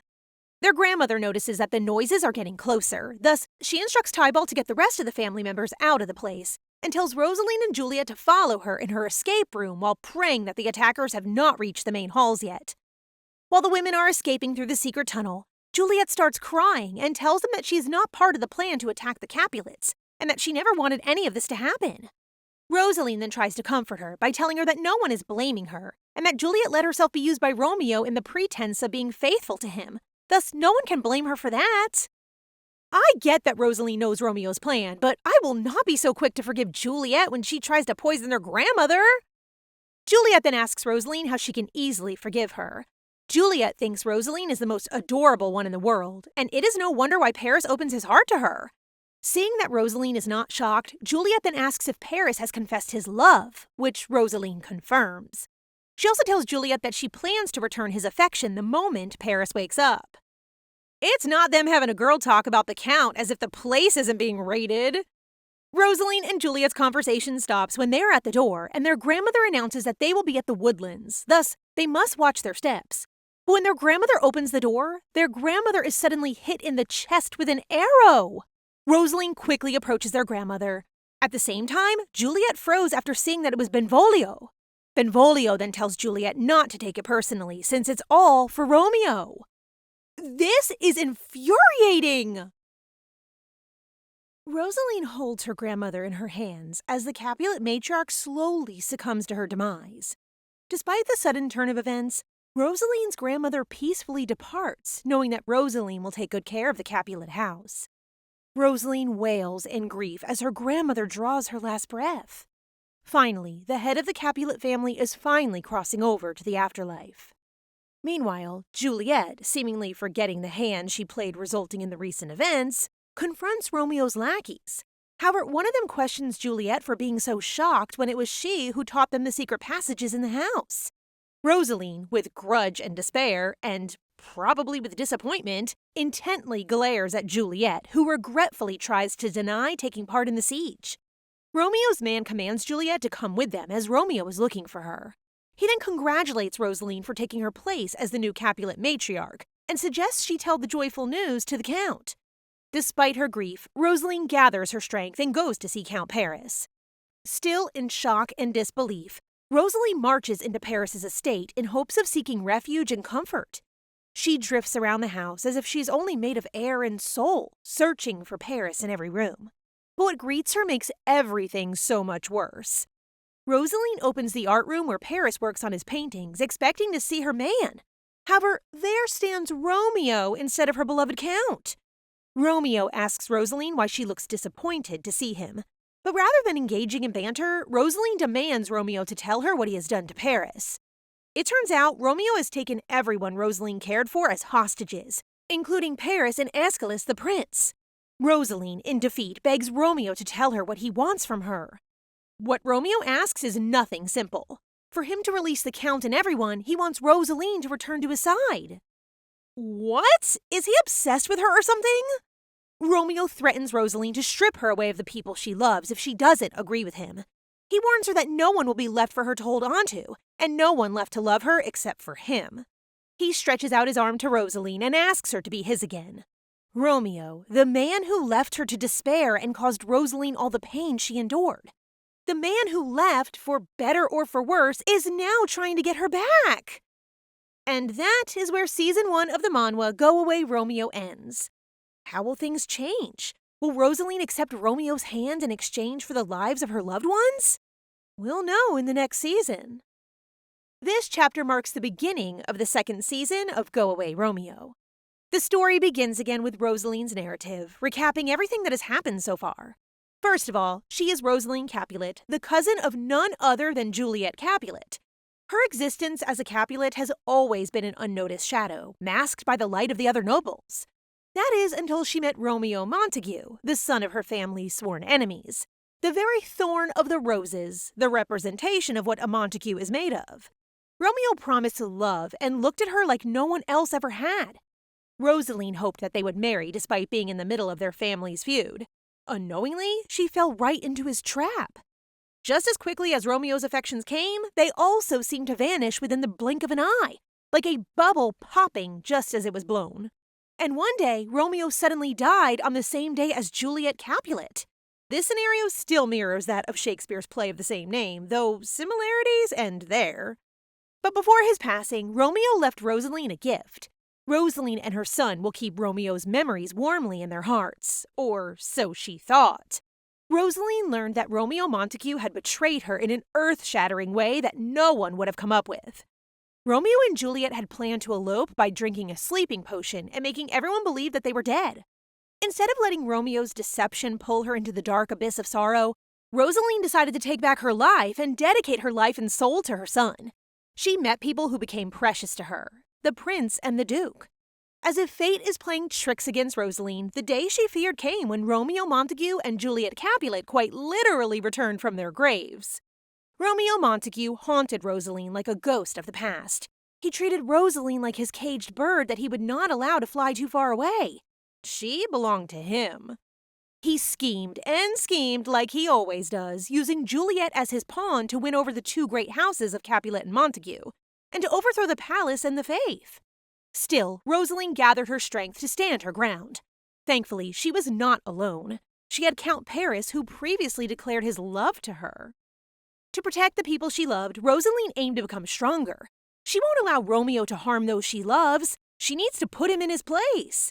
But with how the recent siege of her house went down and how it fell into Romeo's hands, could Rosaline still pull this off? 3 months have passed since Romeo Montague and his minions sieged the house of Capulet. On the outside, nothing seems to have changed in the fair city of Verona. However, inside the high walls of the royal castle, Romeo has taken control of the entire landscape of the city's politics. Rosaline is aware that a puppeteer, that being Romeo, is controlling the threads of the play. She understands that it is important to wait for the proper time to cut the threads, or to attack the puppeteer directly.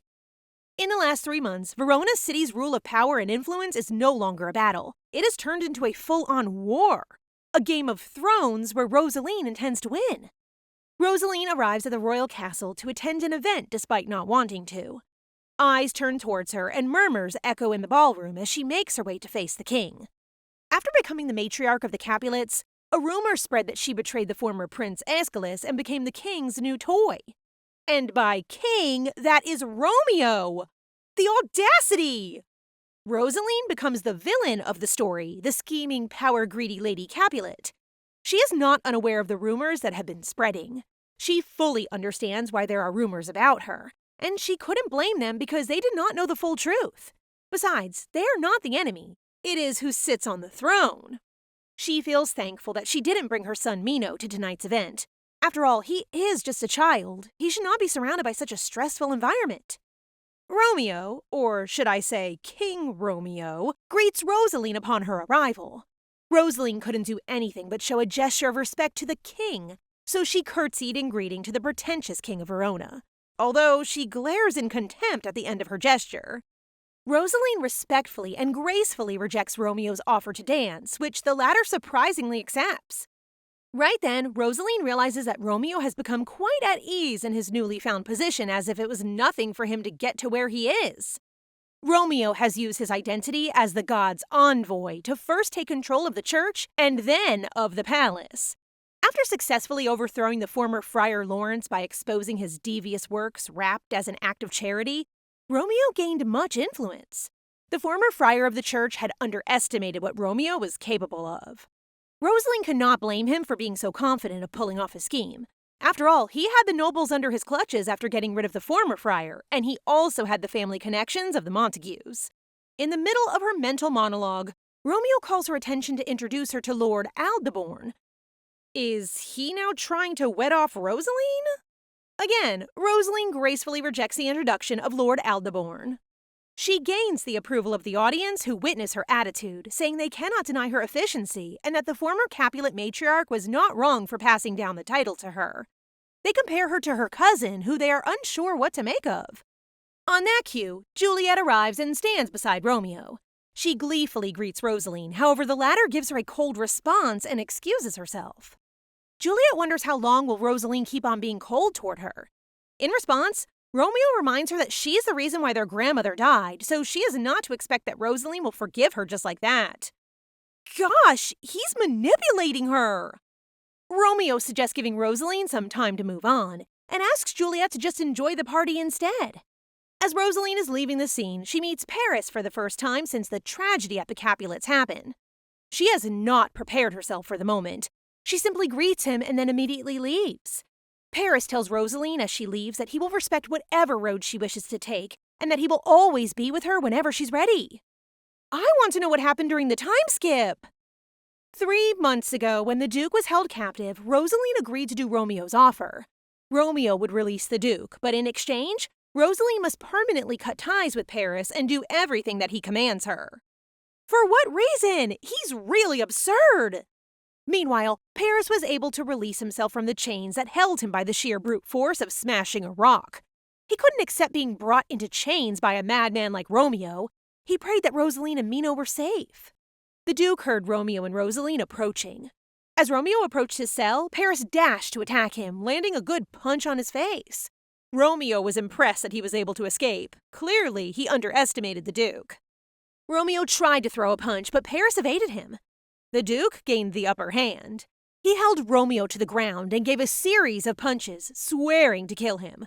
Romeo provoked the Duke more, warning him of not realizing what was happening. Goodness, this Romeo is really far from the dreamy Romeo by Shakespeare. Rosaline begged the Duke to stop. Having witnessed how uncontrollable Paris was, Rosaline hugged him from the back and told him to stop. In tears, she reassures the Duke that everything will be fine, that they will be fine. Finally, they hugged each other as Rosaline told Paris what happened to her grandmother. Since then, Rosaline and Paris were not able to speak to each other. On the balcony, Rosaline isolates herself from the noise of the party. Unbeknownst to her, the Duke is behind her.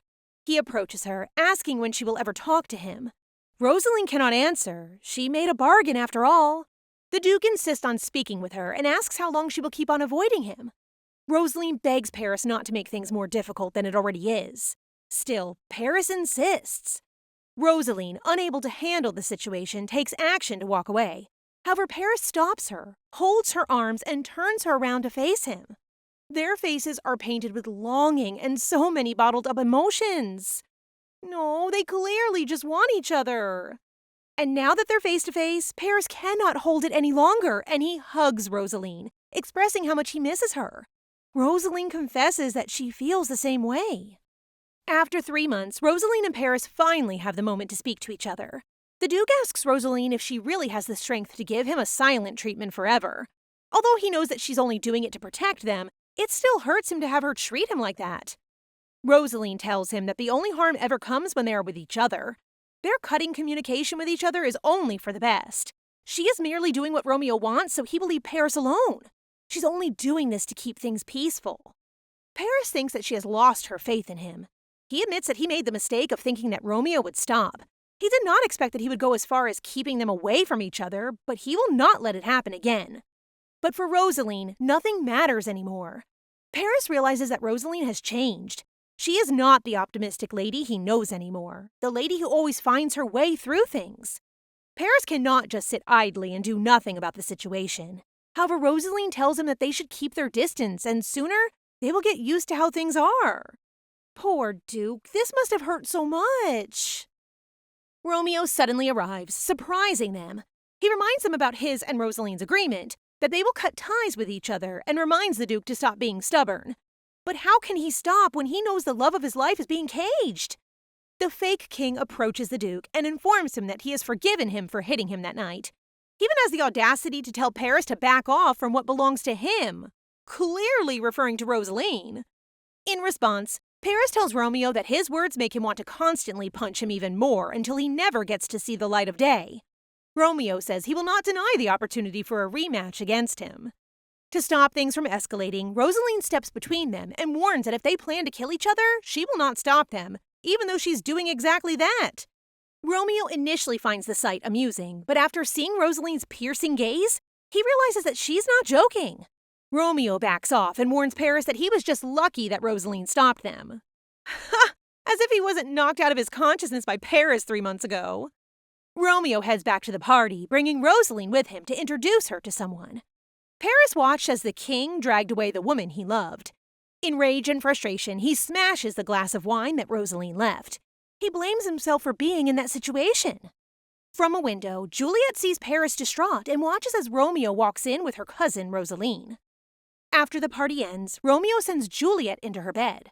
Juliet finally tells Romeo that she thinks he's being too hard on Rosaline.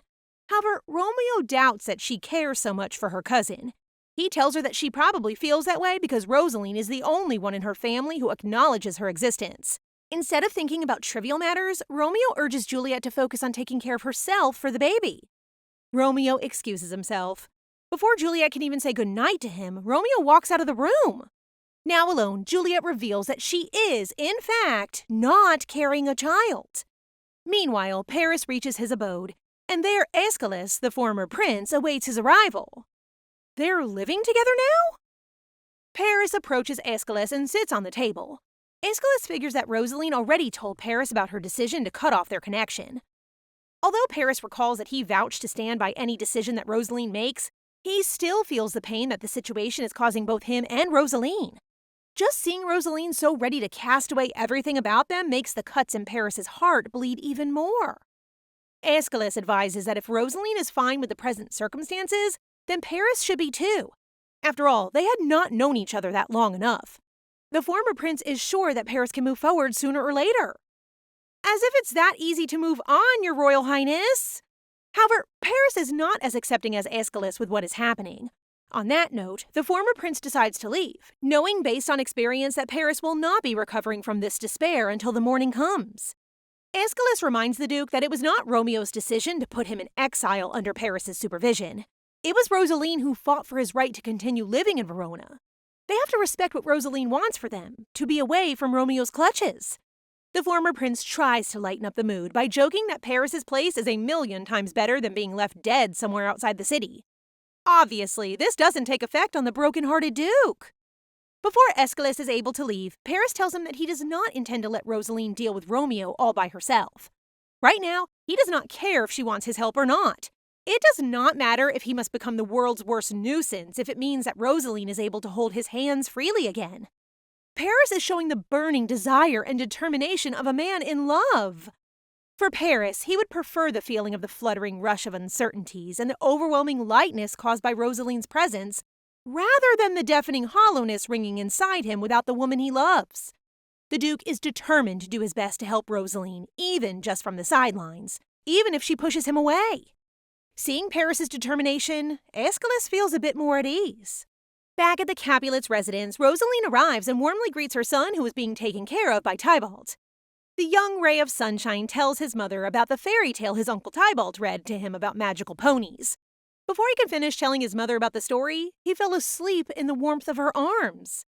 Tybalt informs Rosaline that the boy waited for her all day to come home and comments that she and her son have been seeing each other less and less by the day. He also reminds her that he is not her son's babysitter. Rosaline thanks Tybalt for watching over her son while she's away. Tybalt assures her not to worry and tells her to use him however she likes. He feels indebted to her, and she is the new matriarch of the Capulet after all. Tybalt notes that Rosaline has been handing smaller tasks to her father and uncle. He worries that she couldn't handle so much. Rosaline understands this, but she must let them know their places and show to the household that she is running the House Capulet. However, she expresses that it is only temporary and promises to make it up to her son once the dust settles. She will not allow her duties to pull her away from her son. The next day, Rosaline goes to the marketplace to meet someone who is not bothered by the thought of someone waiting for him since he's running late. After a not-so-long wait, the dashing former prince arrives, Aeschylus. I almost couldn't identify him with his new look. Still handsome, though.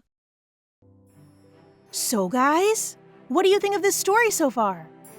Please subscribe and turn on notifications for updates on this and all our other stories, so you can be the first to find out when they're out. Thank you so much for your support. See you in the next one!